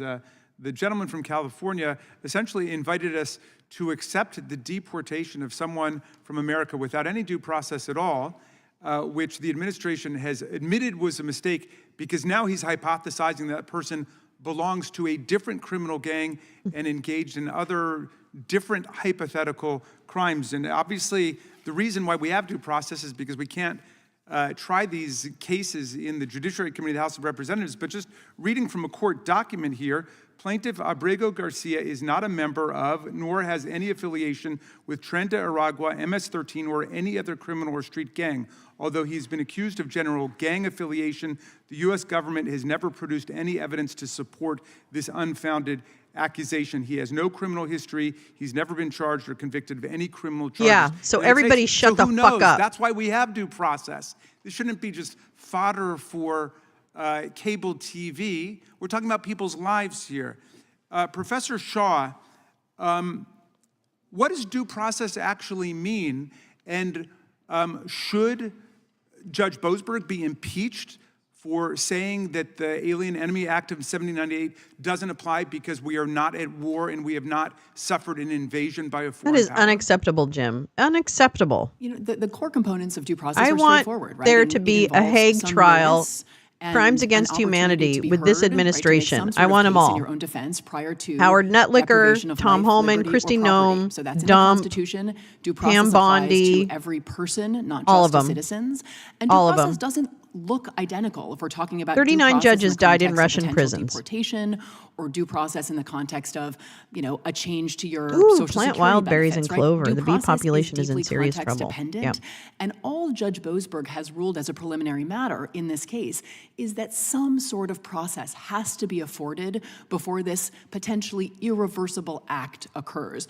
Judge Boasberg has not ordered anyone released in the United States, has not objected to the detention of the covered individuals, has simply said provide reasons and an opportunity to respond. Yeah. And it's- follow the law, right? And follow the law. And it seems from public reporting as though there is real reason to believe that errors were made. My colleagues are calling for the impeachment of Judge Boasberg. Has there ever been a federal district judge, a federal appeals court judge, or a U.S. Supreme Court justice impeached because someone disagrees with the content of their ruling? We have no tradition of impeaching judges based on the contents of their rulings. We impeach them for bribery or corruption or habitual drunkenness on the bench. Speaker Gingrich, by the way, do you agree with the Republicans and with Donald Trump and Elon Musk who are calling for the impeachment of these judges? That's a yes or no. I actually agree with Jefferson that impeachment is a cumbersome and difficult process, virtually impossible to achieve, which is why So Jefferson... you oppose the impeachment? Which is why Jefferson abolished 14 courts, because you could Okay, abolish Professor Shaw, by simple forgive me, act of you remember the 5-minute rule. I've got no more time. It's a yes or no question, and I didn't get an answer from you. The Chief Justice Roberts has said that the correct response to disagreement with a district court decision is to appeal. I just heard Speaker Gingrich call this a judicial coup d'etat, and he said the Chief Justice should stop lecturing the rest of us. Who's right? Is it Newt Gingrich or is it Chief Justice Roberts here? In this instance, Chief Justice Roberts. Yeah. We have no tradition of impeaching judges. Appeal is the remedy for disagreeing with the district judge. Or if it's a statutory ruling that's wrong, Congress can respond, right? If it's if there's a bias or misconduct issue, there are disciplinary processes and complaints that can be brought against judges. You can seek to recuse or a remand to a different judge. There are many remedies our system affords if there is some You sort of think, problem therefore, with we the judge are. I presiding love over a that, case. Neil. But impeachment has never been in that toolkit. Do you believe that there has been a conspiracy for a coup d'etat among 34 U.S. federal district court judges appointed by Presidents Reagan, Bush, Clinton, Bush, Obama, and Trump? No, as you said, I think these judges are simply doing their jobs. The only comparable case I can think of here is the impeach Earl Warren movement after Brown versus Board, where there were racist segregationists who wanted to impeach Earl Warren because they did disagree with the content of his opinion. What happened with that? And do you think that he should have been impeached? As far as I know, there were non-impeachment resolutions introduced at that time. There was rhetoric, there was critique. And to be clear, criticizing judges is absolutely healthy in a democracy. I am not suggesting otherwise. But this is already a pretty serious escalation to have seen these resolutions introduced. I really don't think they should go any further. Thank you. I yield back, Mr. Chairman. Thank you. We now go to the gentleman from Wisconsin, Mr. Fitzgerald, and I would ask if I It's could a have fucking 15 disaster. seconds of his time. This country's a fucking disaster. the chairman. Okay. Mr. Speaker Gingrich, I just have one short question, and it is a yes or no, unlike the other one.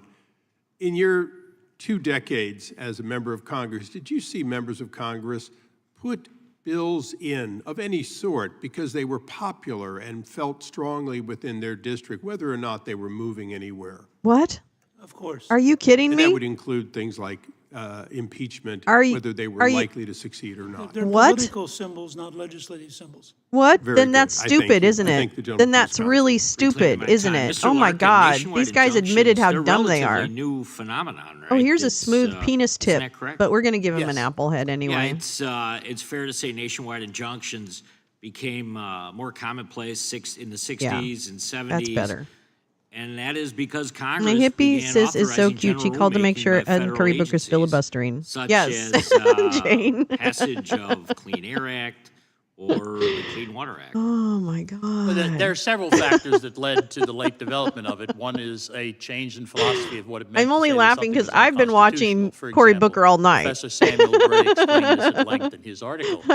Traditionally, when a court said something was unconstitutional, it meant the government could not enforce it against you. Over time, courts gradually began to say, no, that means you can't force it against anybody. The problem is that overlooks the role that a district court Applehead judge dinner. has both horizontally and vertically within the federal system. No one district court judge can bind the appellate court or the Supreme Court. No one district court judge in Maine can bind a district court judge or any judge in Alaska. And so, unfortunately, this practice developed, and we didn't have anybody stepping back and saying, no, wait a minute, are there constitutional, statutory, et cetera, limitations on it? And it has actually hurt both parties because each party has suffered through this process.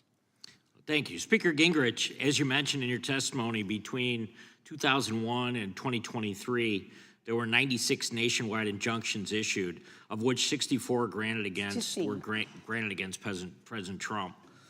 Well, why do you think the courts have issued nationwide injunctions against President Trump with such frequency? It's kind of a question we're all pondering right now.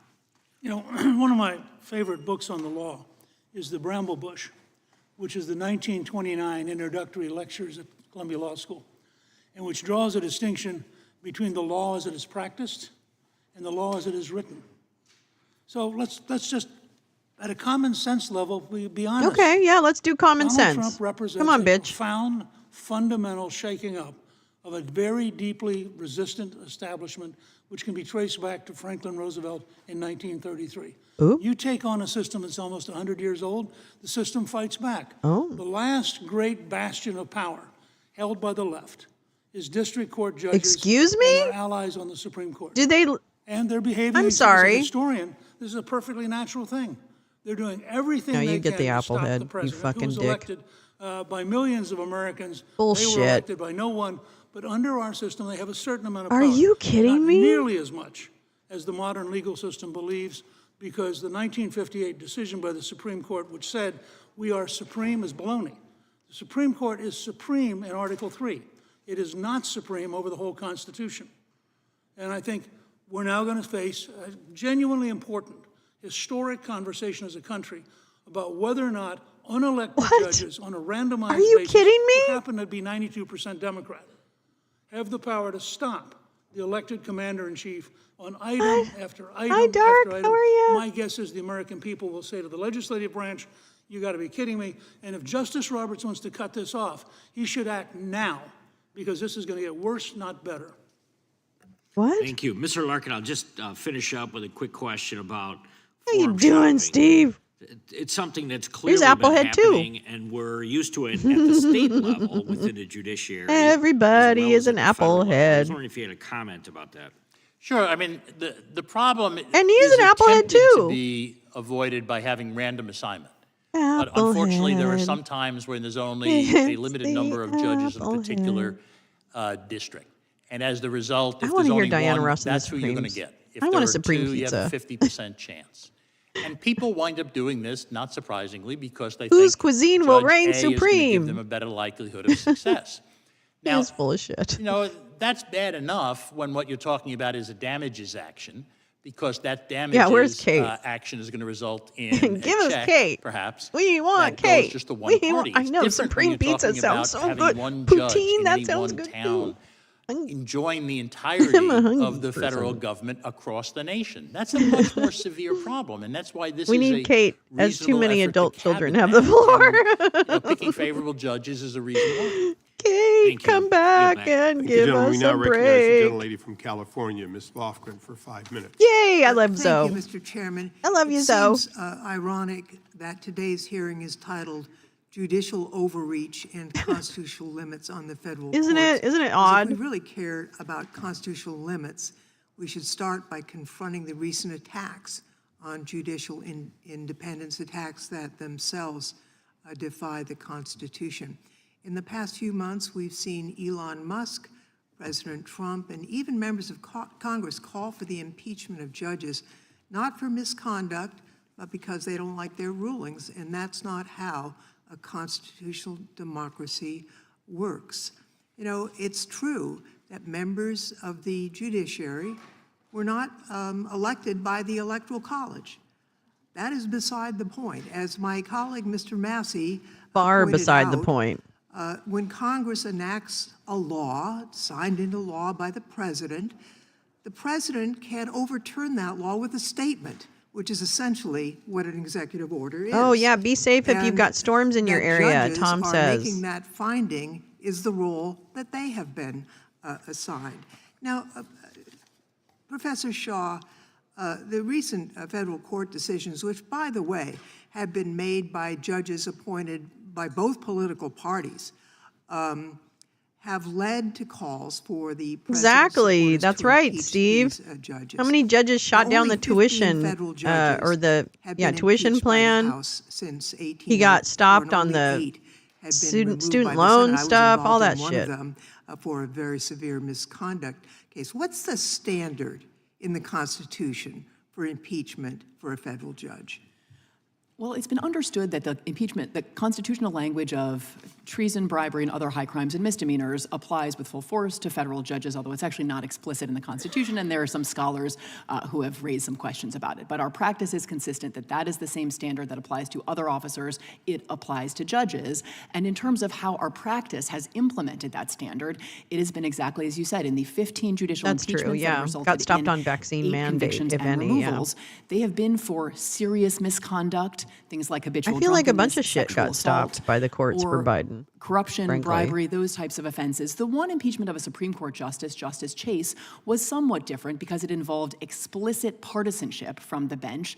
But there you had repeated jury charges and actually kind of electioneering from the bench that also clearly distinguish the conduct at issue there from any of the rulings at issue here. So just to be succinct, none of these historical examples have anything to do Hold with the my substance beer. of the Hold my rulings rendered Kavanaugh. by the judges who were subject to impeachment. Well, and even for those who cite the section of the Constitution that judges serve during times of good behavior, that wouldn't include disagreement with the outcome of a case. No, I would say the combination so of the right, good behavior language Steve. and the impeachment language has No one from the suggested left was that saying the way to impeach all the implement judges the except for requirement of good Cannon, who was behavior clearly- is through impeachment. There is no other mechanism that we have ever used to remove judges other than the impeachment mechanism. And certainly there's nothing to suggest that disagreement with a ruling, whether we're talking about as a matter of good behavior or the specific impeachment language, would ever be the basis for seeking to remove a federal judge. Senator Chuck Grassley, chairman of the Senate Judiciary Committee and hardly a bleeding heart liberal, recently said, and this is a quote, "You can't impeach a judge because you disagree with their opinion." I take it you agree with Senator Grassley's statement there? I do. Now, would doing so be damaging to our constitutional system of separation of powers? And if so, why would that be? I mean, I do want to be clear that I think that there is a healthy interbranch debate and dialogue that can include criticisms, including sharp criticisms. There's of a the Supreme rulings handed Poutine? down by district judges, appellate judges, Supreme Court justices, and that can include hearings that consider and maybe adopt legislative change, right? Obviously, Congress has considerable authority to regulate the jurisdiction of the federal court. So I don't think any of that is unhealthy or destructive. But I do think that moving into an era in which substantive disagreement with the rulings of federal judges gave rise to impeachment proceedings would involve an escalation of this kind of interbranch warfare and a politicization of the judiciary that would be extremely damaging to judicial independence and to the role of courts in our democracy. Thank you very Does much. that just Ms. mean Romero, everything I found on your it? testimony Hold on. riveting, and I'm sorry that you and your neighbors went through such a nightmare.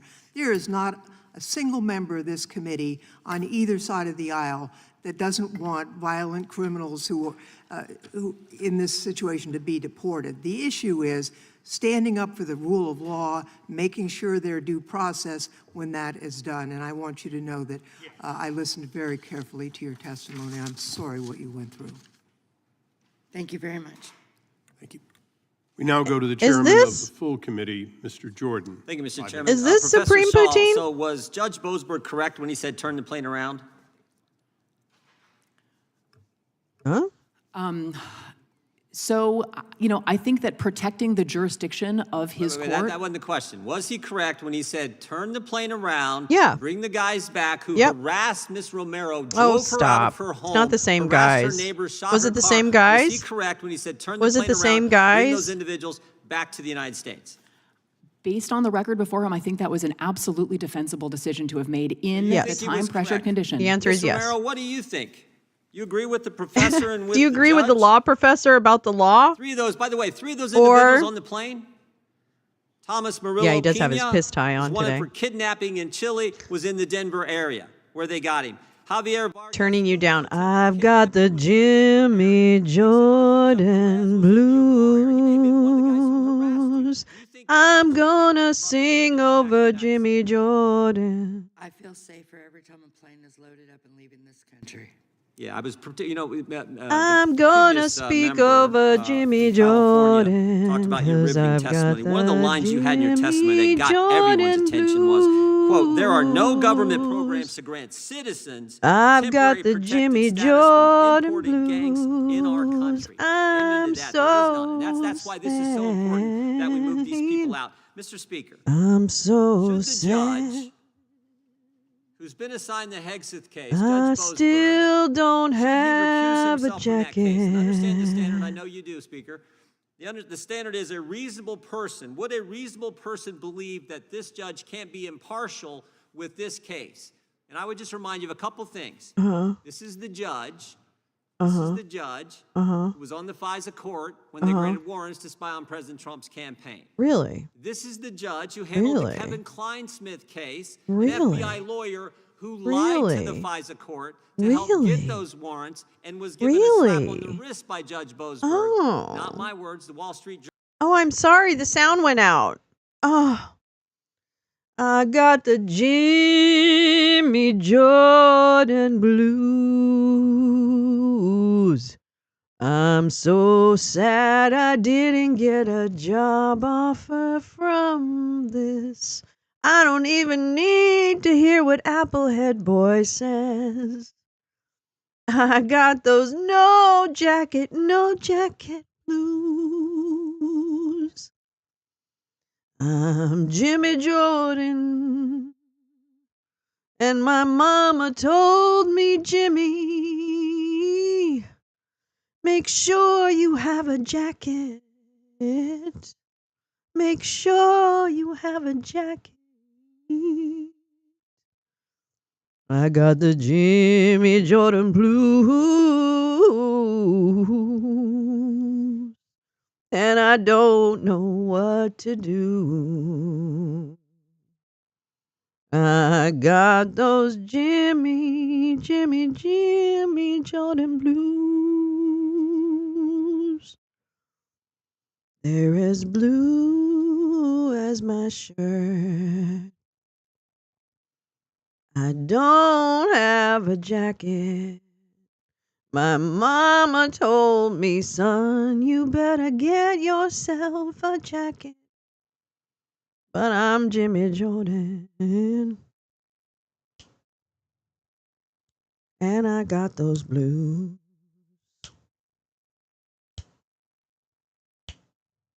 I got those Jimmy Jordan blues. I don't know what to do. got those Jimmy Jordan blues. I don't know what to do. I'm never in the news. I'm Jimmy Jordan. And I got those blues. My mama told me, Jimmy, make sure you have your jackets on. I don't know. Sorry, that wasn't the best. I got the Jimmy Jordan blues. Yes, the Jimmy Jordan blues. Where is my ukulele? It's right here. It's right here. Got those Jimmy Jordan blues. Uh-oh, it's probably not. Oh, it's so out of tune. Thank you. Thank you very much. Thank you. I wish I could come up with better lyrics. Oh, wait. I guess I should turn them on. Sorry. Sorry, everybody. Oops. Where are you? Overreach, not the Here we judiciary. go. He overreaches with birthright citizenship, which is in the Constitution, and he can't, with an executive order, a press release with a nice stationery and a little sign on it, overrule the Constitution. Nor can he declare a third term for himself, which he'll probably do eventually, that he can run for office again. He can't do that. This man is abusing the office of the president by signing executive orders in so many areas against a Congress for passing appropriations bill, which he doesn't respect, and by destroying agencies created by Congress, which he can't do because they're independent, like the Peace Institute. It's an independent, but he's gone in and taken it over. He's also gone after lawyers and law firms, and it's no mystery why he did it. Jenner and Block and Wilmer Hale, they are two firms that have had attorneys with them, Andrew Wiseman, who worked at Jenner and Block, and Robert Mueller, who worked at Wilmer Hale, who had cases against the president. To get into court, you've got to have an attorney. And if attorneys are fearful of having their opportunities to interact with the federal government, to enter federal buildings, to have clearances, they will be reluctant to take cases. That destroys the opportunity for the Justice Department, for the judiciary, for the third branch to work as a check and balance. You destroy it when you don't have somebody to give you entree into the courts. Professor Shaw, your testimony was brilliant. Just to ask you about a federal judge. A federal judge cannot institute a case, can they? No, sir, they cannot. So what they do is they take what lawyers put before them and then they determine what it is. A case or controversy is brought to a federal court, and a federal court can resolve it. They're not a self-starting body. But if lawyers are afraid to bring an action against the administration or the president, then the courts won't ever get a chance to do anything. Absolutely, and I think it is important to understand some of the attacks on lawyers and law firms as indirectly attacks on the judiciary, as well as attacks on the ability of what causes the president may deem unpopular to secure representation or for litigation so digging against the woman federal behind her government to with all of proceed. the green. So I think that all of like those values her are implicated in the attacks on lawyers color and law firms. Do you remember choice some of the greens President is Trump beautiful. said in his Thank executive you, orders against some of lady. these law firms about I lawyers? appreciate you. Can you tell us, like they're Who's sitting in the criminal and sunshine? they're I trying like to it. destroy our country, and they're trying to. What were some of the other things he said? So the law firm, the executive orders for Him, singling Jimmy out and targeting Jordan, law firms accusing for abusers. begin with sort of a recitation of specific representations of disfavored individuals No or jacket representations required. that law firms have taken on. There are suggestions that the law firms are deceitful or Good one. dishonest, that they are committing fraud.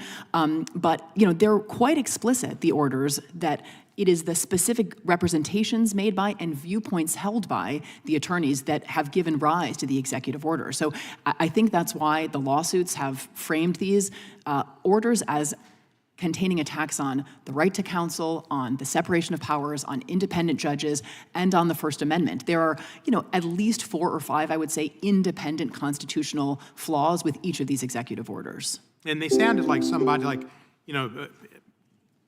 first the lawyers.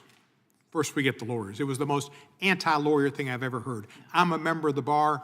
I respect the bar, and I understand its importance to the American jurisprudence system and the government system at large. I'd like to yield 1 minute to Mr. Moskowitz. Jared.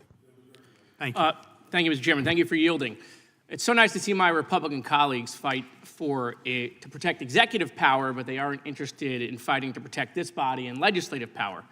You know, Representative Gill from Texas filed impeachment proceedings against Judge Boasberg. It has 22 co-signers. Hi. He's not here at the moment. Hi. He's probably filing Oh, impeachment I got a kitty. proceedings against Louis Brandeis. Wait, I got a kitty. But Speaker Gingrich says that this is a cumbersome Where's my process, and Speaker There Gingrich he is is. absolutely an impeachment expert. Hi. Well, allow me to doge this cumbersome process for you, Speaker Gingrich. Why don't we just ask Chairman Issa or Chairman Jordan, when is the hearing on impeachment of Judge Boasberg? When's the hearing? Give me a date. Give the American people a date. Oh, wait. Chairman Issa says that this is actually a political symbol and not actual legislation. So it's a fake impeachment. When are you going to tweet that out? That ought to be popular. I mean, we had a fake impeachment for the last 2 years. I mean, I hope Representative Gill isn't a Comer. I mean, we got a Doge James Comer spending millions of dollars in 2 years on fake impeachments, but I guess that's what we do. We file fake impeachments now. That's what we admit. I take back my time. And I thank the It's gentleman for appro- taking back his time. It's appropriate that on April Fool's Day that he discusses that. Thank you. And since the question was posed toward me, I'll take the liberty of saying There's a that kitty. we There's a take kitty. all bills that are referred to our committee seriously, including that. And I would only say that be you to come careful up what closer. you wish Can you for. come closer? There will, in fact, Are you a bit undoubtedly scared? be investigations of a number of judges, but we don't predetermine them in this committee. We don't denounce them when they're Come put and in say by hi a to member. everybody. We also and don't hi to accept everybody. them as anything other do you than think? something for our staff to look at. But I appreciate the love- gentleman's question. I love. With that, we go to the gentlelady from Wyoming, the senior member of the committee of the House from Wyoming, he's a Ms. baby. Hagerman. Oh, Harriet Hagerman. The only. Sorry.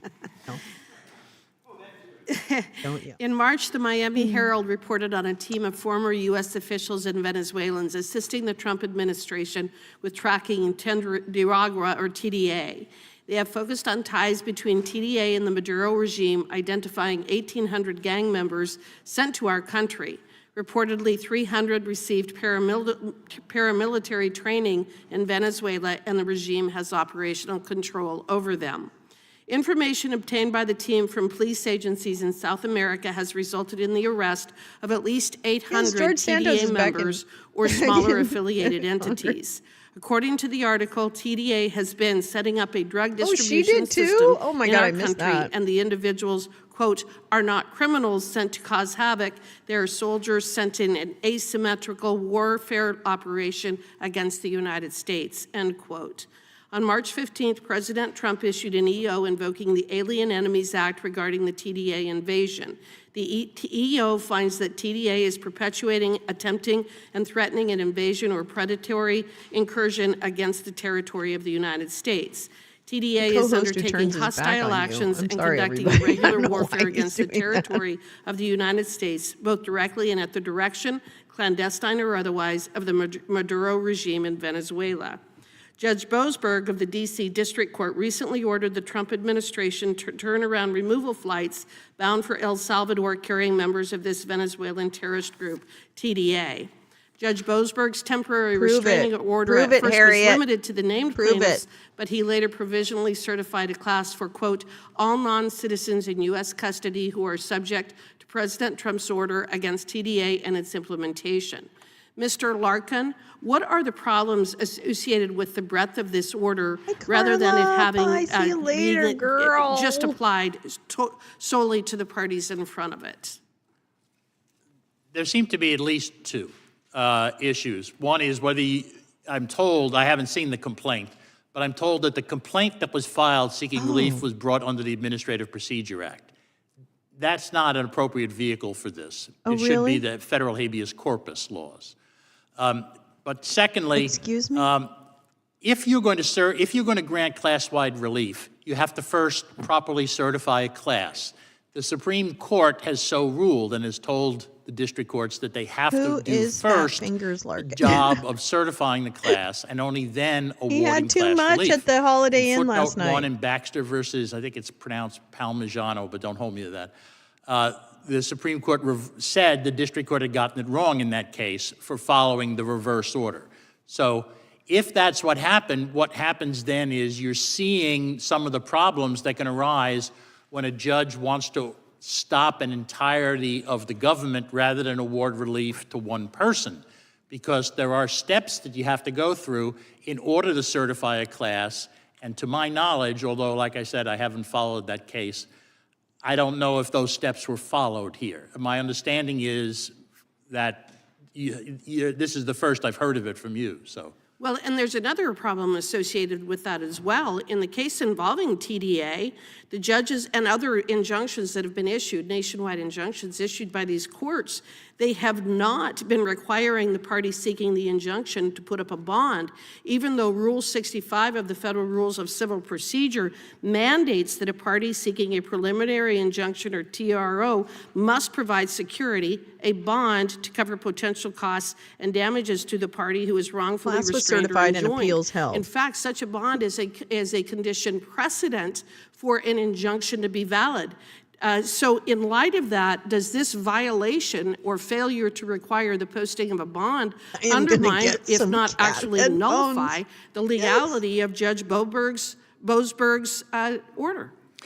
I have to say, and it's going to sound like begging off, but I'm not trying to, that I haven't researched that effect in this sort of context, in part because I'm not sure how you set a bond in a case like this, where what you're talking about is essentially yeah, it's supposed to be relief Patrick Swayze that should be month. granted under the habeas corpus laws.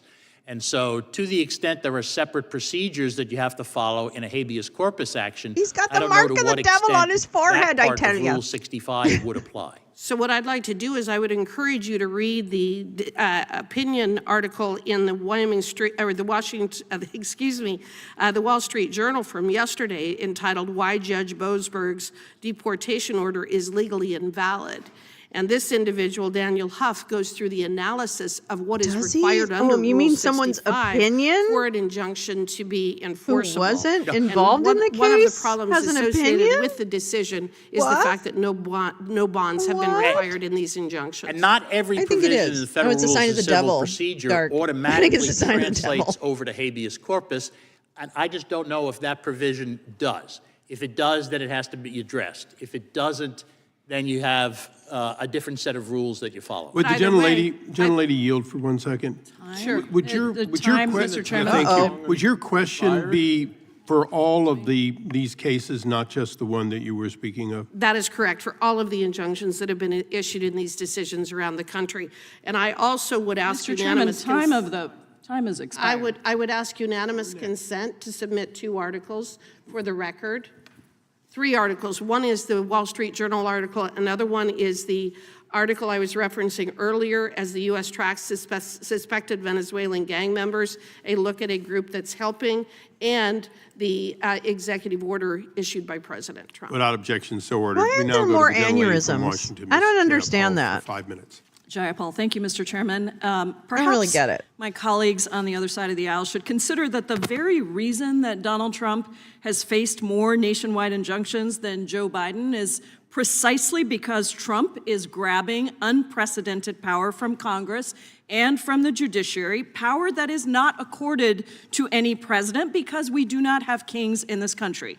If you try to eliminate birthright citizenship, jail people for free speech, slash funding and fire people, and eliminate departments that are actually established by Congress, if you try to use Cold War era regulations to do mass deportations, then yeah, you're going to get nationwide injunctions. So maybe if you don't like the injunctions, stop doing the illegal stuff.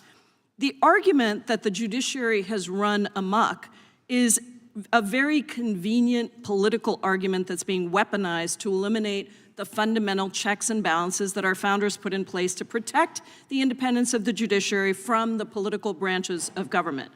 If there are threats to the independence of the judiciary, they come when unelected billionaires try to buy court seats. They come when there is no ethics code that stops justices from being captured by special interests.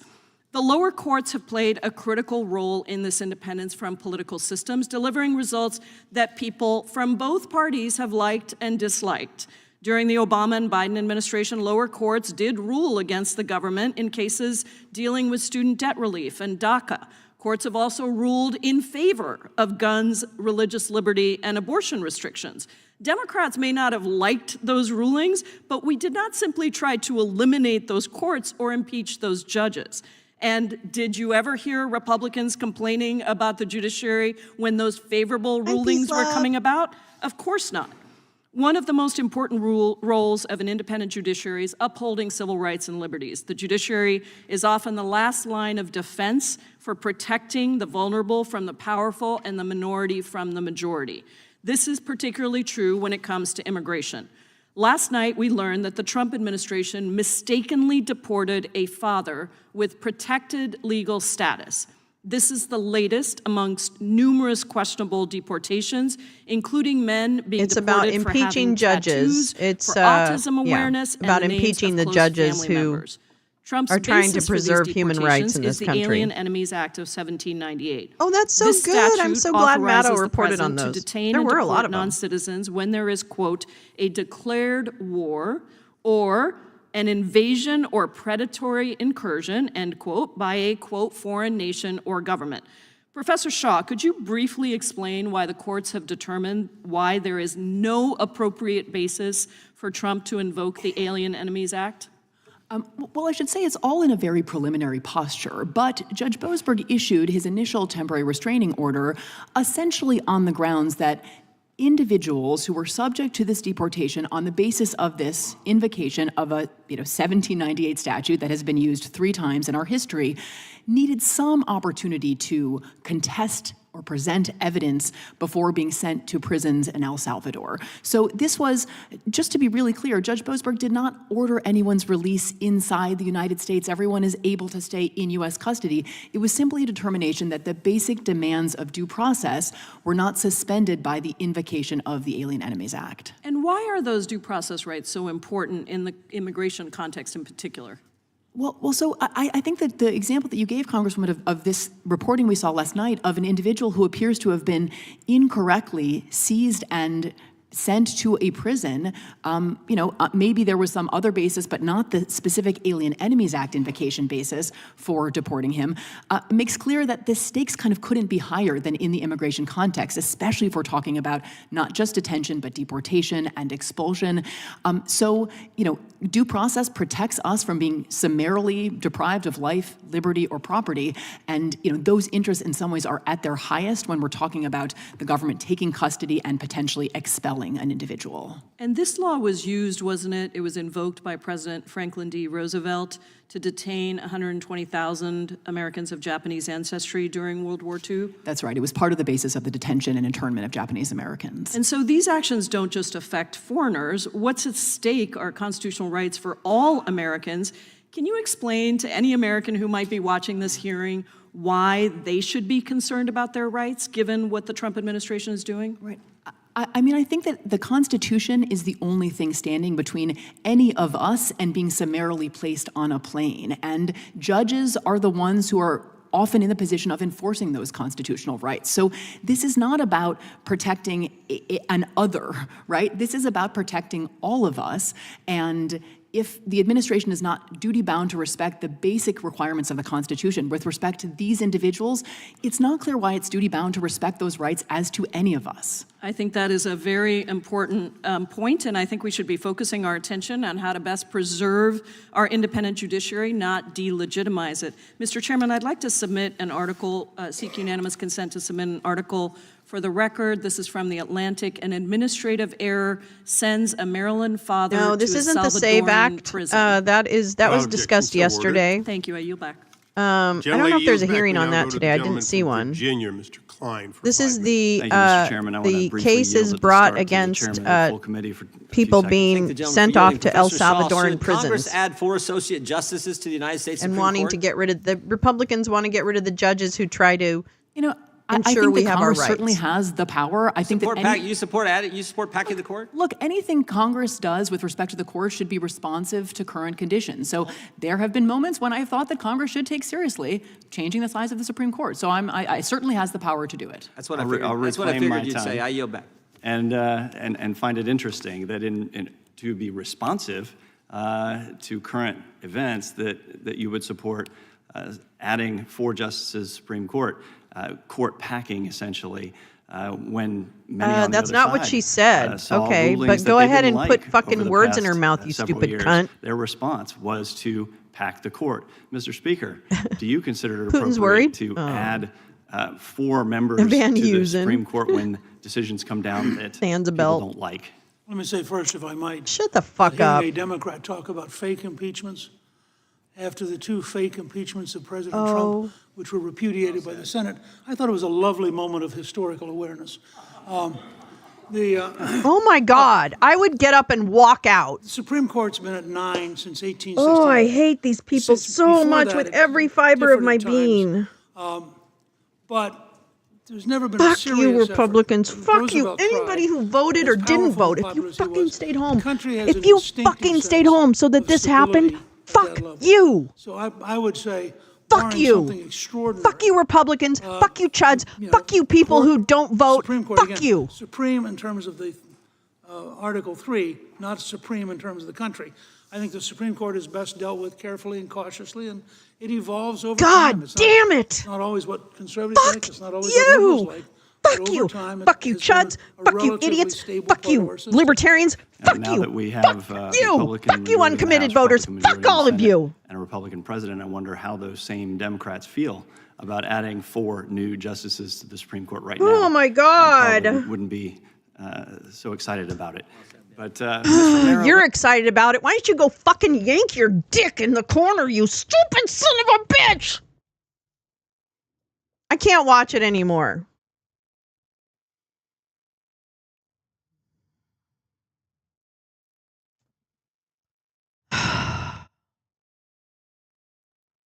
I can't. I can't believe the fucking giggling and laughing at the woman because she expressed an opinion and was thoughtful about it.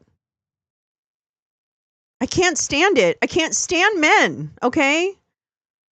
Because they're just constantly ignoring you or telling you to shut up. And I'm fucking sick to death of it.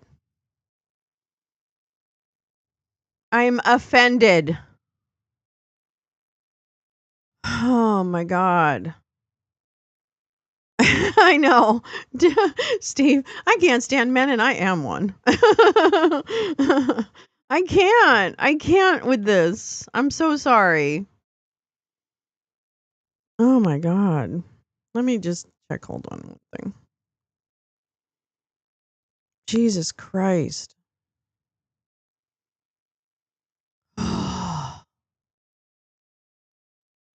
Can't believe it.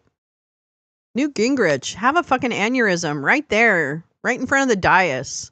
Shit yourself. Please, Newt Gingrich, why don't you shit yourself right now?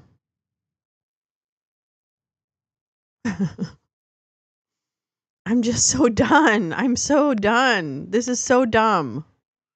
This is so dumb. That's Raising Cane. Okay, we didn't care about that.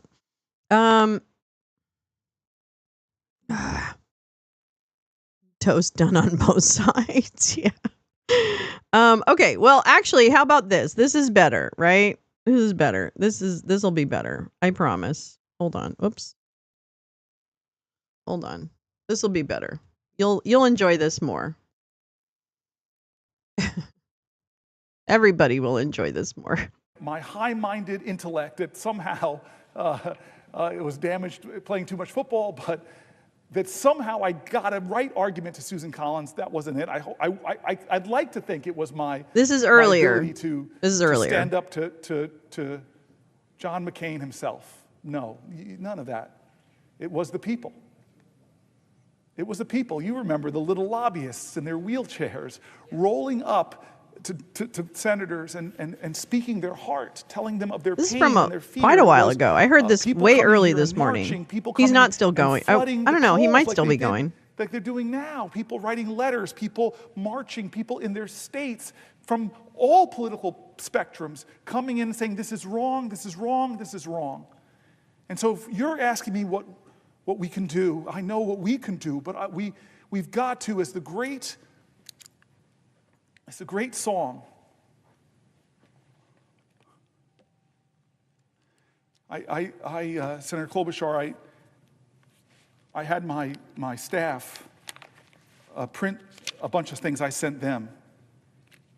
I can't find clearance I to sent get him them off the screen. I knew they were some of my favorite There you people from history. There's one here, Webster. There's one by Jefferson. There's the letters from the Birmingham jail, Langston Hughes, something by Harper Lee, Emma Lazarus. But here's one. Here's the answer. In a poem, and forgive me for reading this. I wanted to do it at some point today, and this is perfect. And I see my senator here. He may have a question, but I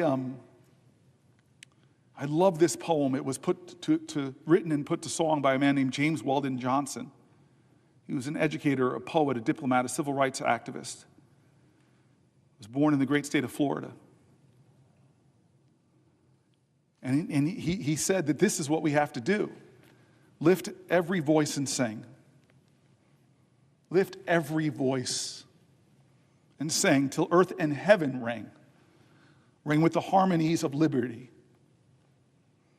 Let our rejoicing rise high as the listening skies. Let it resound like the rolling sea.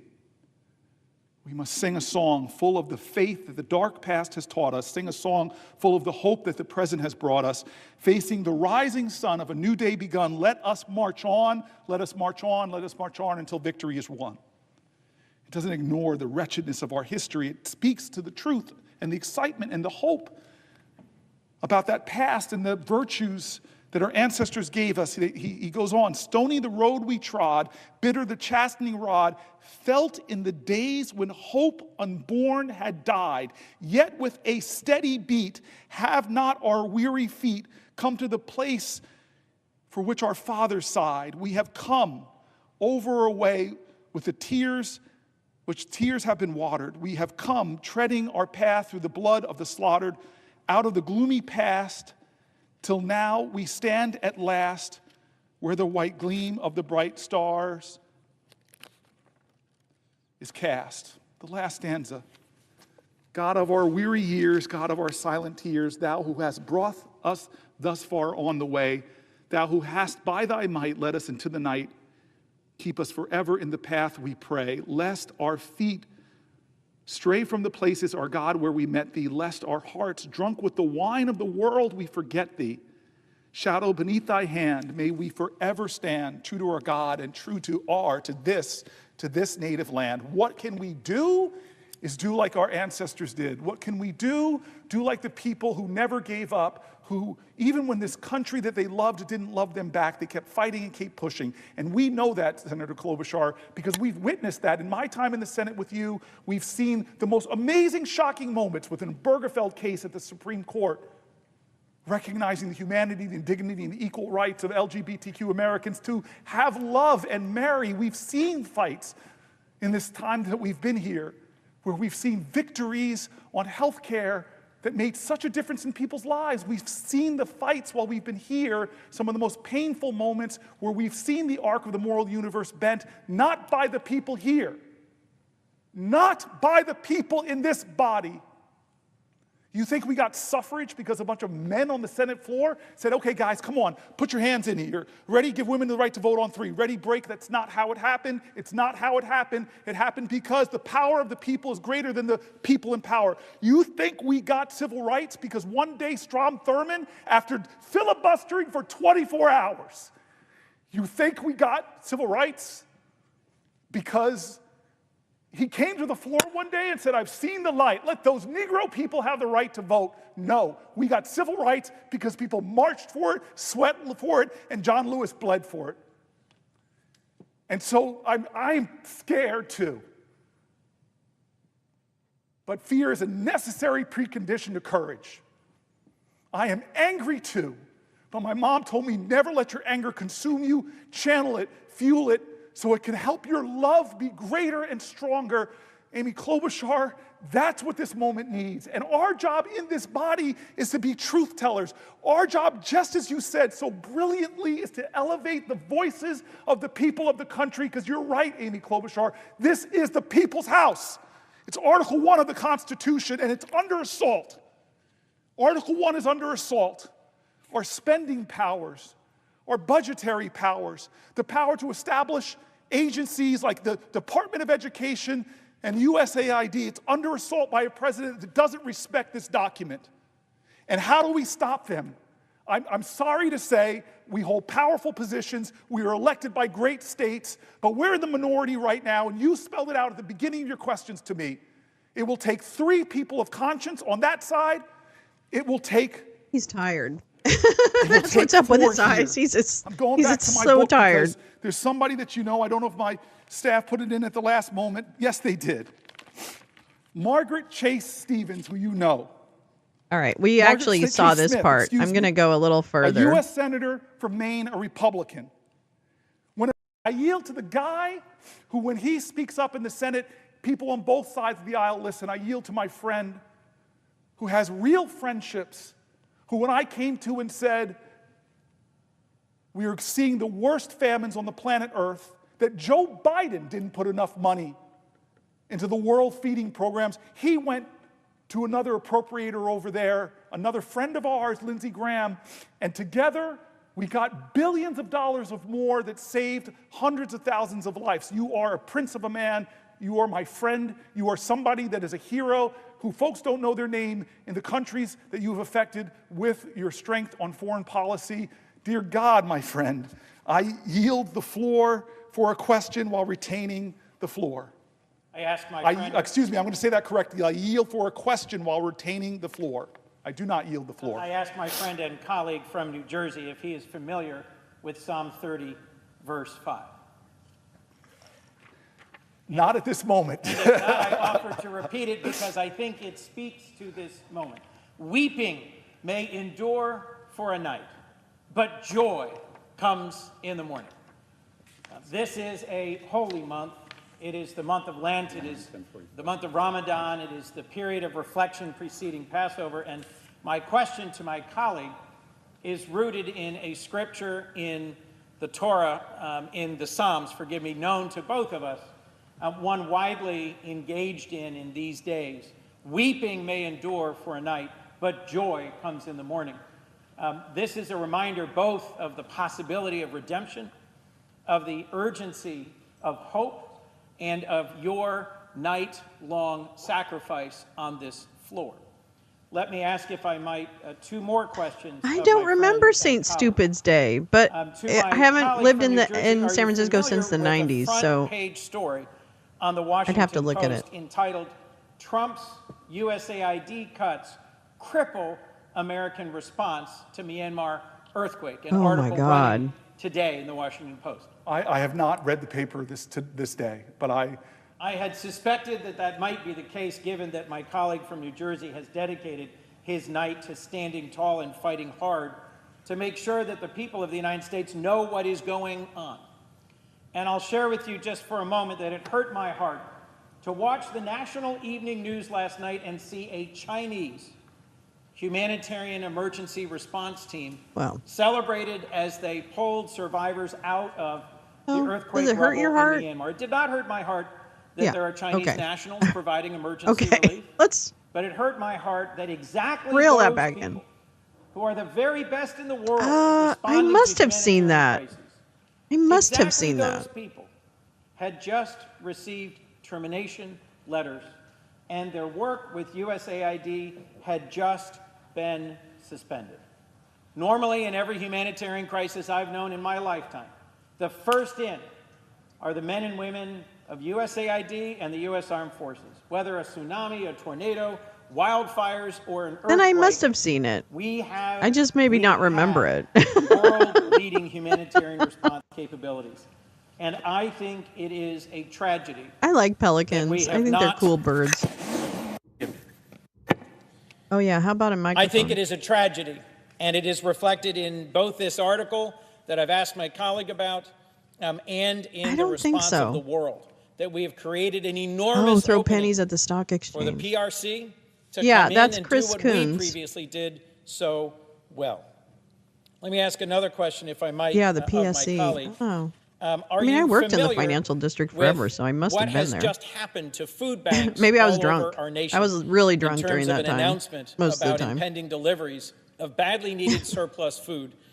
This, Or I hungover. suspect, will be the focus of your future comments on agriculture, but I mention it as something that has impacted my state, and I suspect yours as well. Well, first of all, I want to stay disciplined. When you ask me a question, to yield for a question, I want to say I yield for a question while retaining the floor. Oh, my God. And I want to say to the colleague, I'm familiar with some of this, but if as a part of a question to me and not anything resembling a colloquy, I will yield for a question while retaining the floor if you have another question. To my colleague, are you familiar with an article, USDA halts millions of dollars worth of deliveries to food banks? I'm pretty sure I am. I am. I will simply then ask my colleague a question. Therefore, if you were going to ask me a question, I yield for a question while retaining the floor. To my colleague, I ask the question, are you familiar with the cuts that have been imposed to the U.S. Department of Agriculture, suspending hundreds of millions of Does meals can he not leave the floor? And the justification for that being offered? Can he not actually physically leave the I am floor? He has to familiar. stay I've there, mentioned it even though he's earlier, not always in speaking? this last 15 hours. So thank you. Wondering. Last question. I yield for a question while retaining the floor.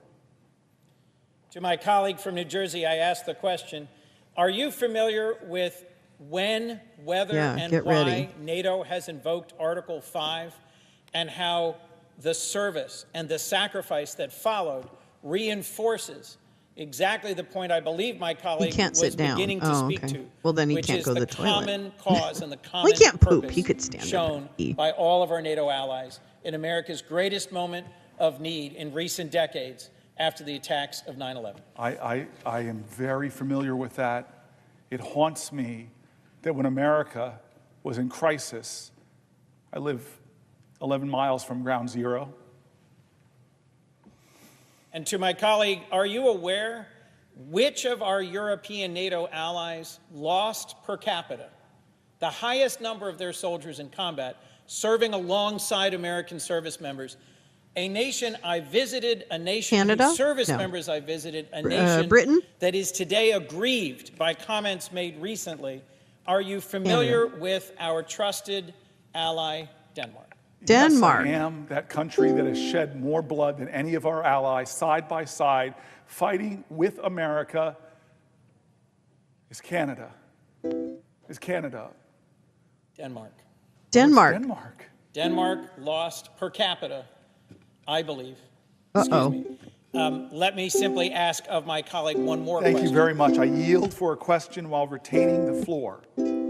Is my colleague aware that broadly distributed I'm very across our NATO confused. allies is service and sacrifice, including the loss of their troops in combat, and that every single loss Depends, in combat Max. was the loss of great service and sacrifice Good by our one. NATO allies? Yes, I am familiar, and I'm grateful for you making those points as we threaten Greenland and Denmark and try to bully them in a way that, with a rhetoric that fashions more after the behavior of Vladimir Putin's threatening before the Ukrainian invasion, Button around. as opposed to what allies do. You're a little who are confused. What are you confused grateful by? for shared I'll clear it all the sacrifice, way up. who are grateful for shared honor, who are grateful for shared prosperity. What is happening right now to me is shameful. How we're treating our allies is unacceptable.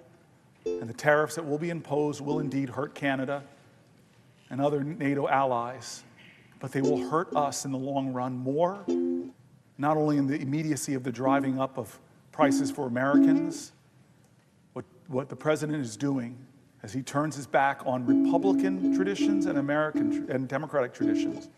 It's going to hurt us more as a nation in the long run, as other countries look to other places for leadership of the free world. Will my colleague yield for another question? I yield for a question while retaining the floor. Is my colleague familiar with the testimony of General Jim Mattis? a decorated 4-star Marine Corps general who served as Secretary of Defense in the previous Trump administration, who testified about what the consequences would be if we were to defund development and diplomacy.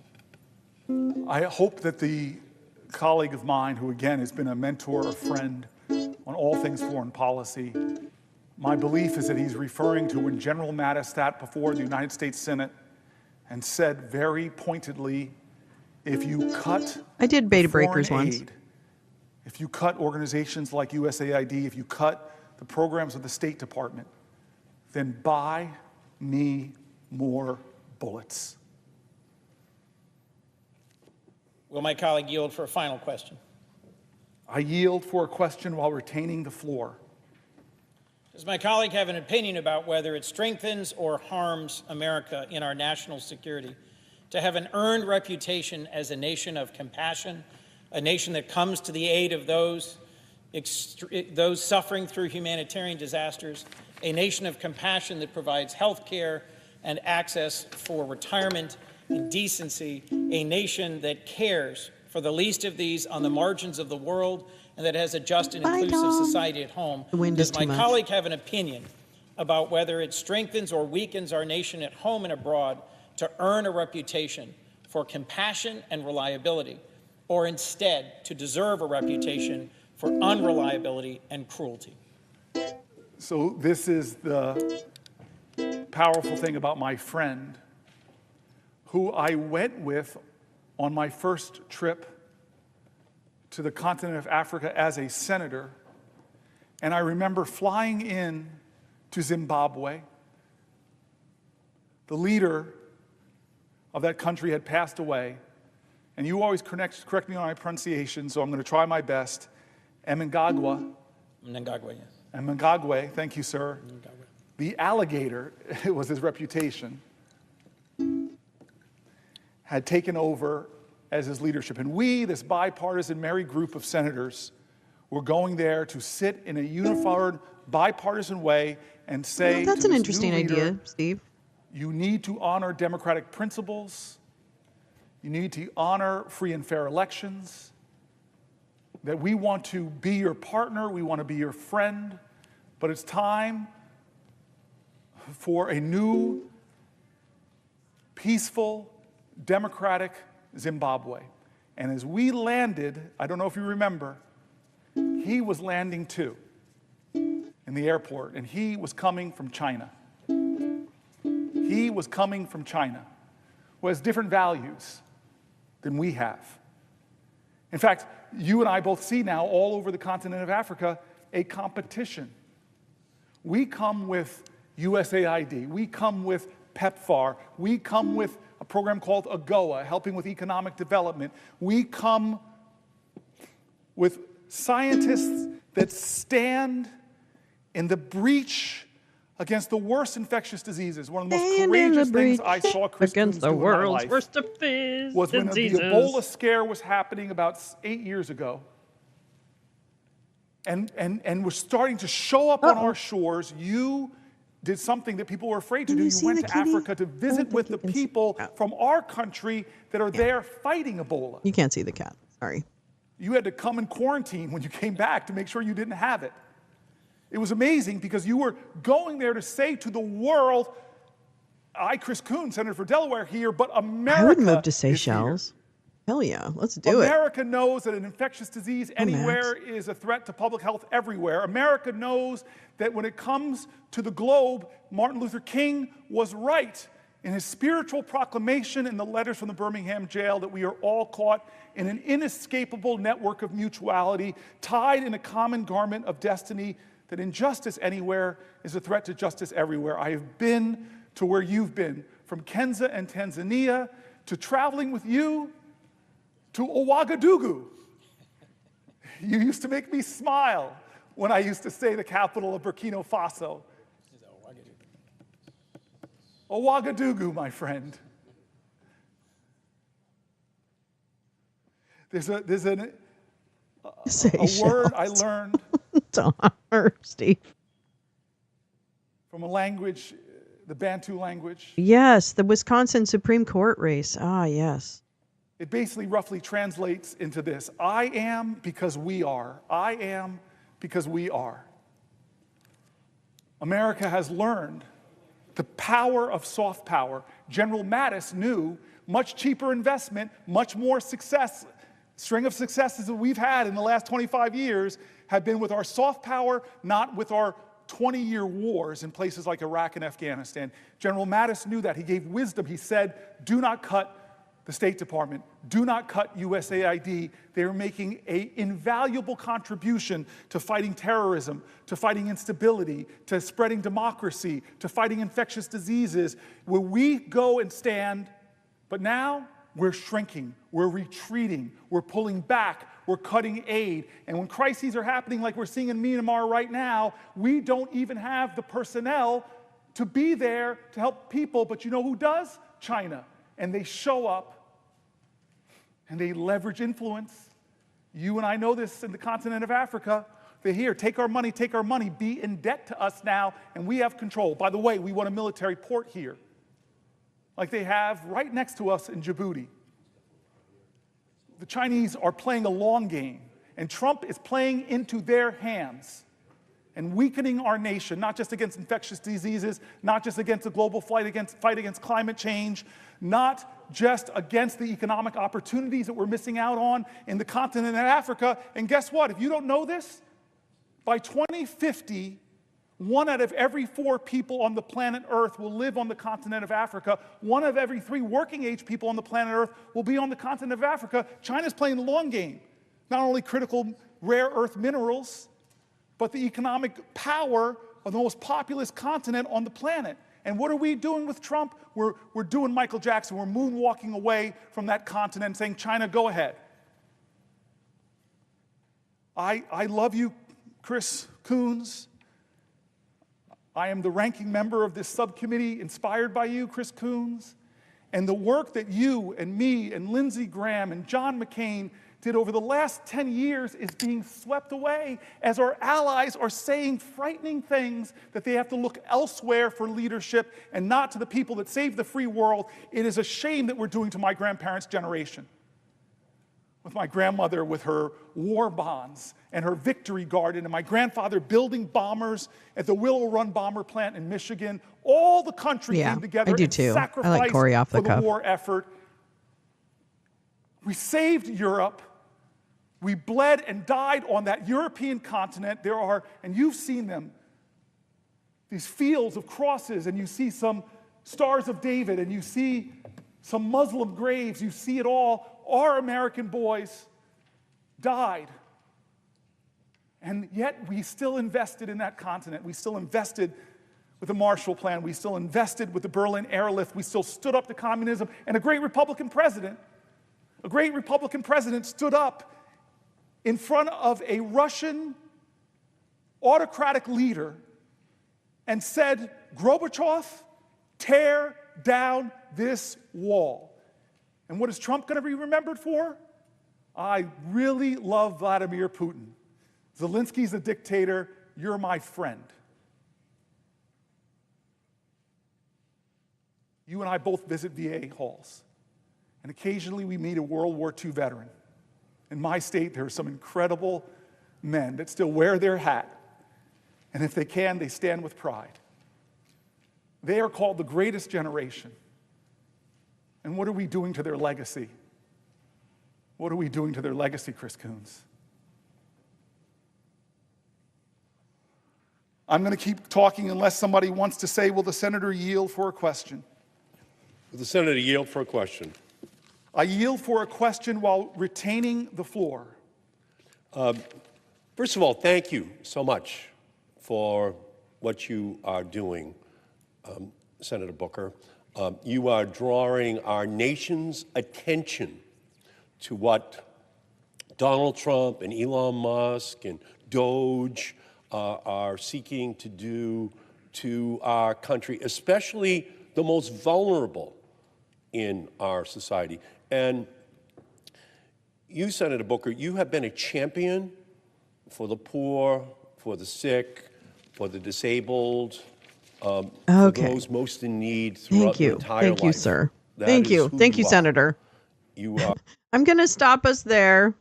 We're coming up on 3.5 hours. I think it's going to be a long news day. So I could see a world where I might be coming back. But it is a long and torturous news day. Actually, now that I say that, gosh, I really had other things for us to do too. But let me just check on one thing here. I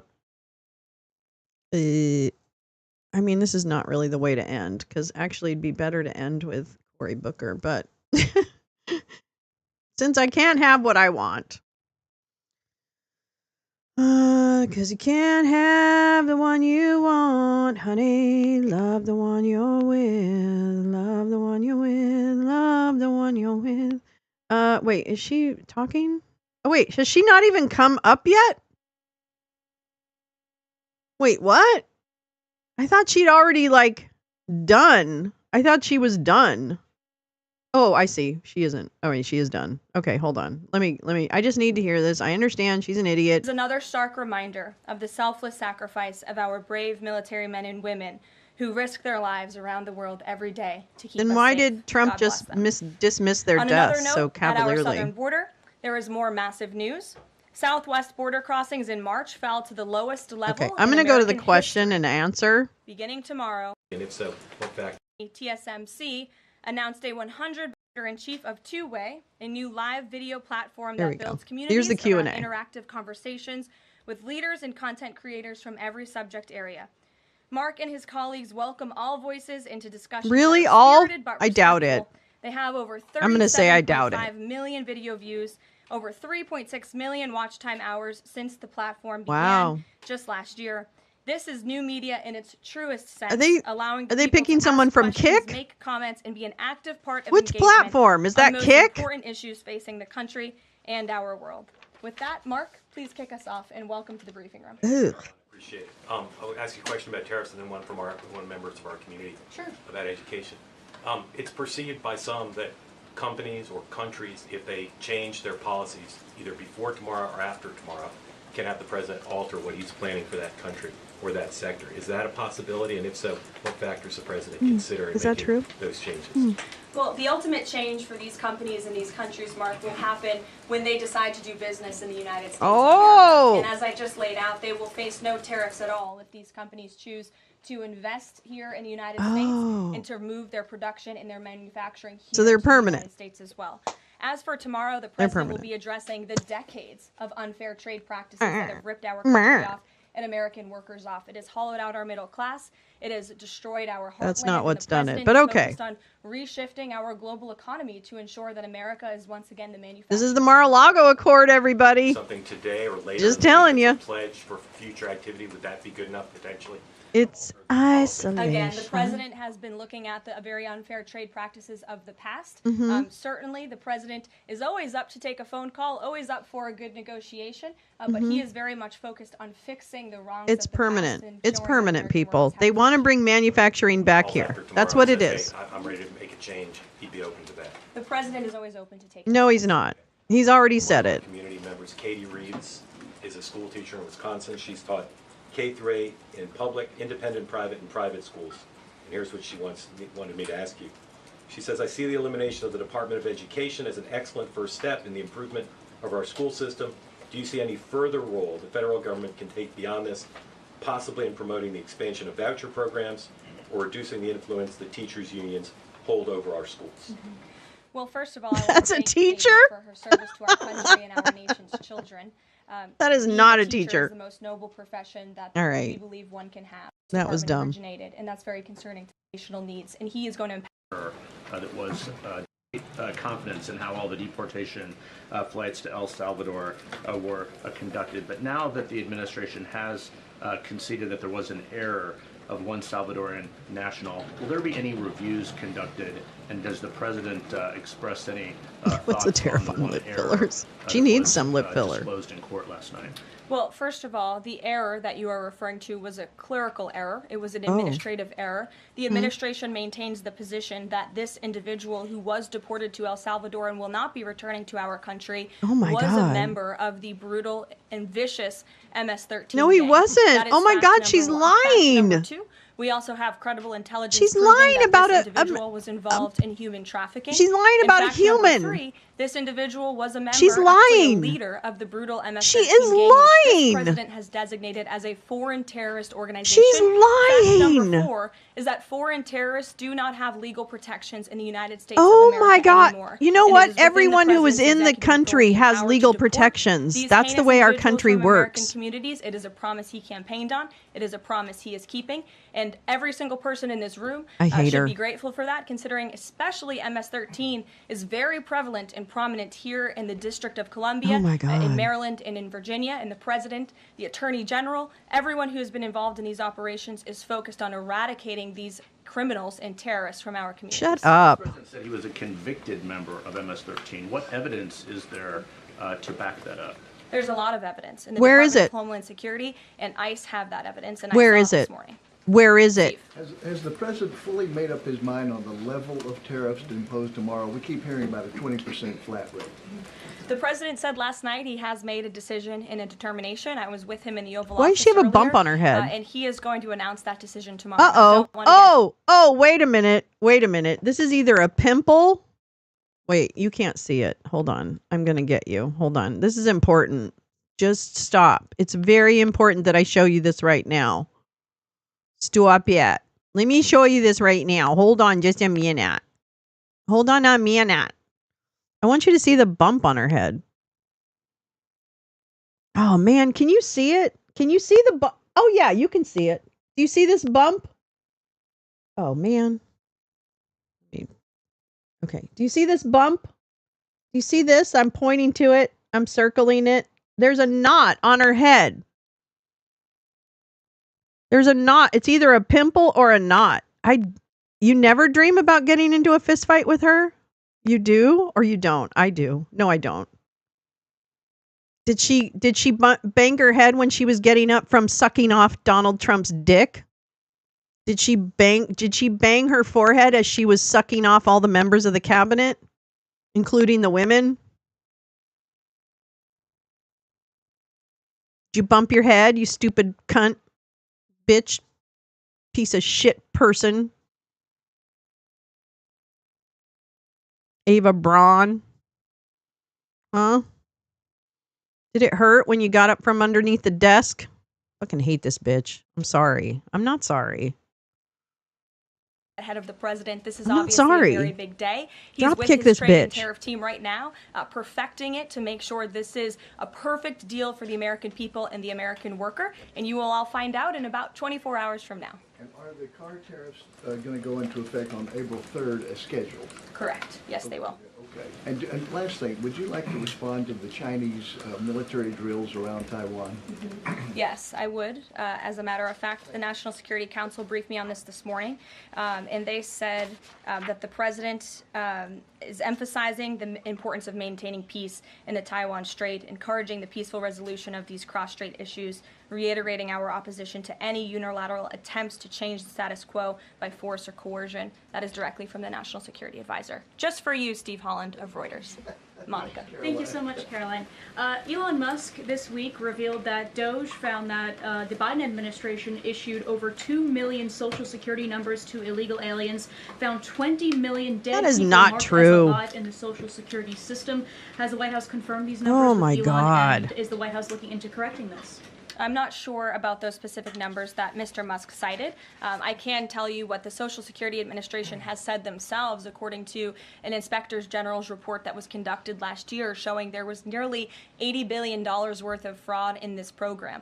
We know for a fact there are individuals who should not be receiving benefits on the Social Security rolls, and this administration is focused on cleaning out the waste, fraud, and abuse in every agency, but particularly in Social Security, to make it stronger for our taxpaying paying You're law-abiding not. citizens who deserve these entitlements and programs. Because you did bring up DOGE, I do want to tout the incredible efforts that have been made at the Environmental Protection Agency. And Administrator Lee Zeldin is just doing a tremendous job. Tremendous. Just yesterday and today it will be going into effect. He announced that taxpayers will be saved $8 million in annual lease costs by moving staff out of the 323,000 square feet of space that the EPA currently occupies, which is completely unnecessary. Yesterday, Administrator Zeldin also announced he will be shutting $8 million? down a museum that the Biden administration built. That to fluff is tell all a midnight selective Oreos. Hell story yeah, about iguana. EPA's history and climate change. It was a real pat on the back to President Biden. Yes, it is. Guess how much American taxpayers paid for it? $4 million for this museum that I think only 1,000 visitors saw last year alone. Oh my it will God. cost American taxpayers $600,000 per year to operate this museum. Well, Oh my- it's not going to exist anymore. We're going to save taxpayers those critical Wait, funds. which museum? An administration $1 million for this museum that Administrator Zeldin also announced he will be shutting down a museum that the Biden administration built to tell a selective story about the EPA's history and climate change. It was a real pat on the back to President Biden.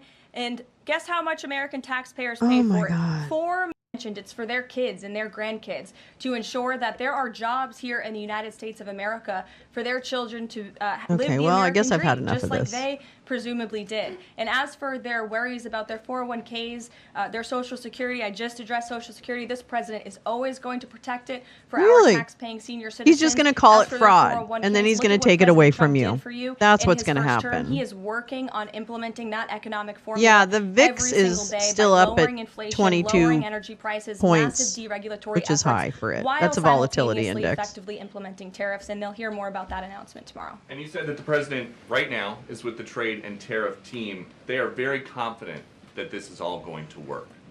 But what Yes. if they're wrong?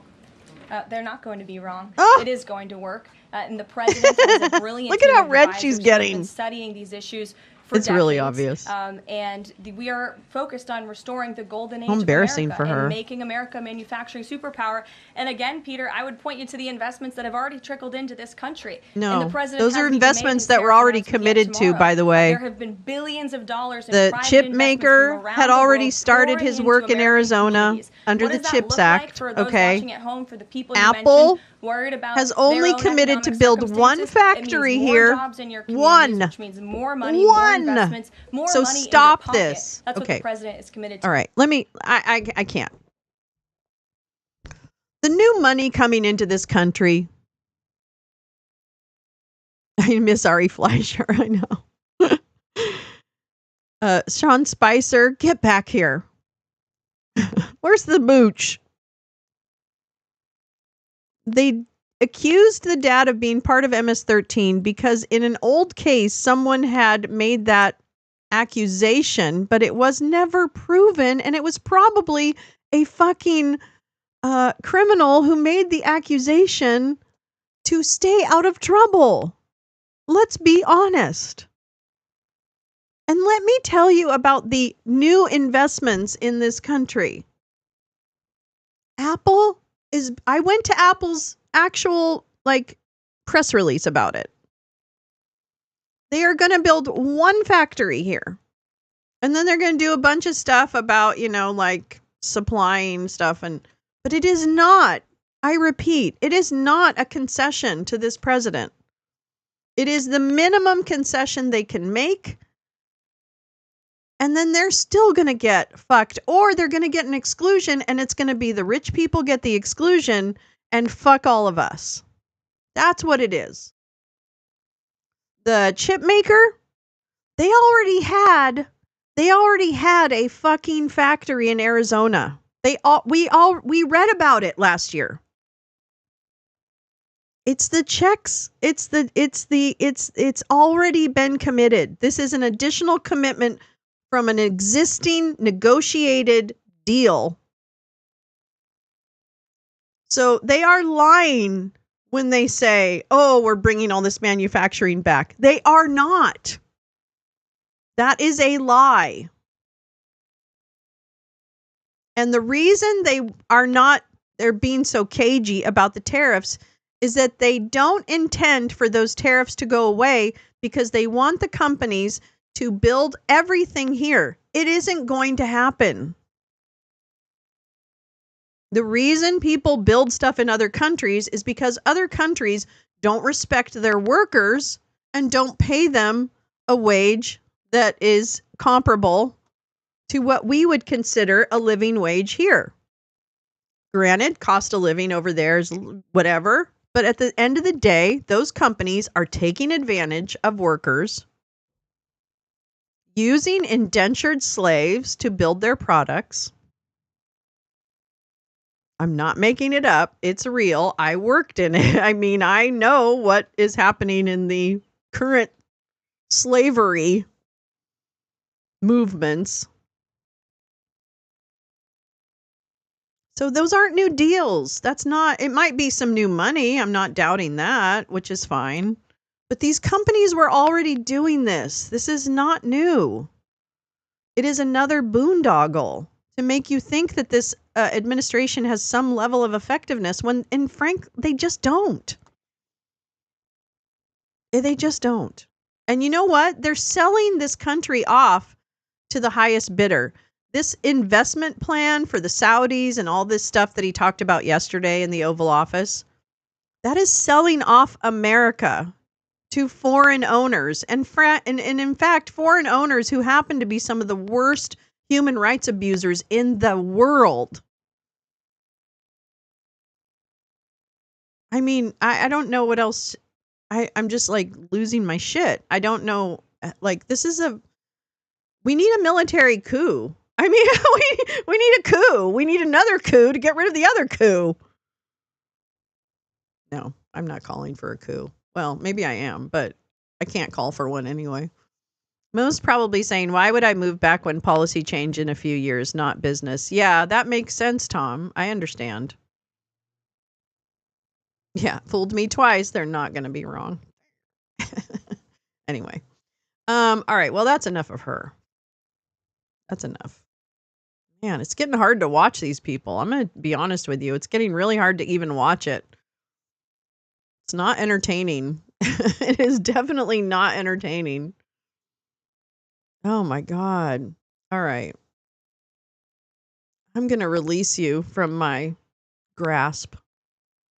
Wait, where's my, oh, here we go. Oops, no, that's not right. Do do do do do do do do do do do do. Well, I'm going to consult for the ultra wealthy as my business model. Yeah, exactly. Why would I hate working for rich people. I'm sorry. I'm never working for anybody again. And I'm most certainly not working for rich people again. Hell no. Hell no. I am fucking done. Yeah, take their dough. I did it for almost 35 years. I'm not interested anymore. I'm not interested in kissing anybody's ass. I'm not interested in making them feel like they're doing something special. I'm not interested. And I didn't even get paid that much to do it. So, you know, I've worked for many rich assholes. They suck, but I can act. Yeah, I mean, yeah, I could act too, but I could only do it for a few decades. And then I kind of lost my ability to do it very effectively. Which is more of a me problem. Yikes. Yikes. All right. Well, this has been fun. Sorry this morning has been so frustrating. Tonight is documentary night. Yay, it's Documentary Tuesday.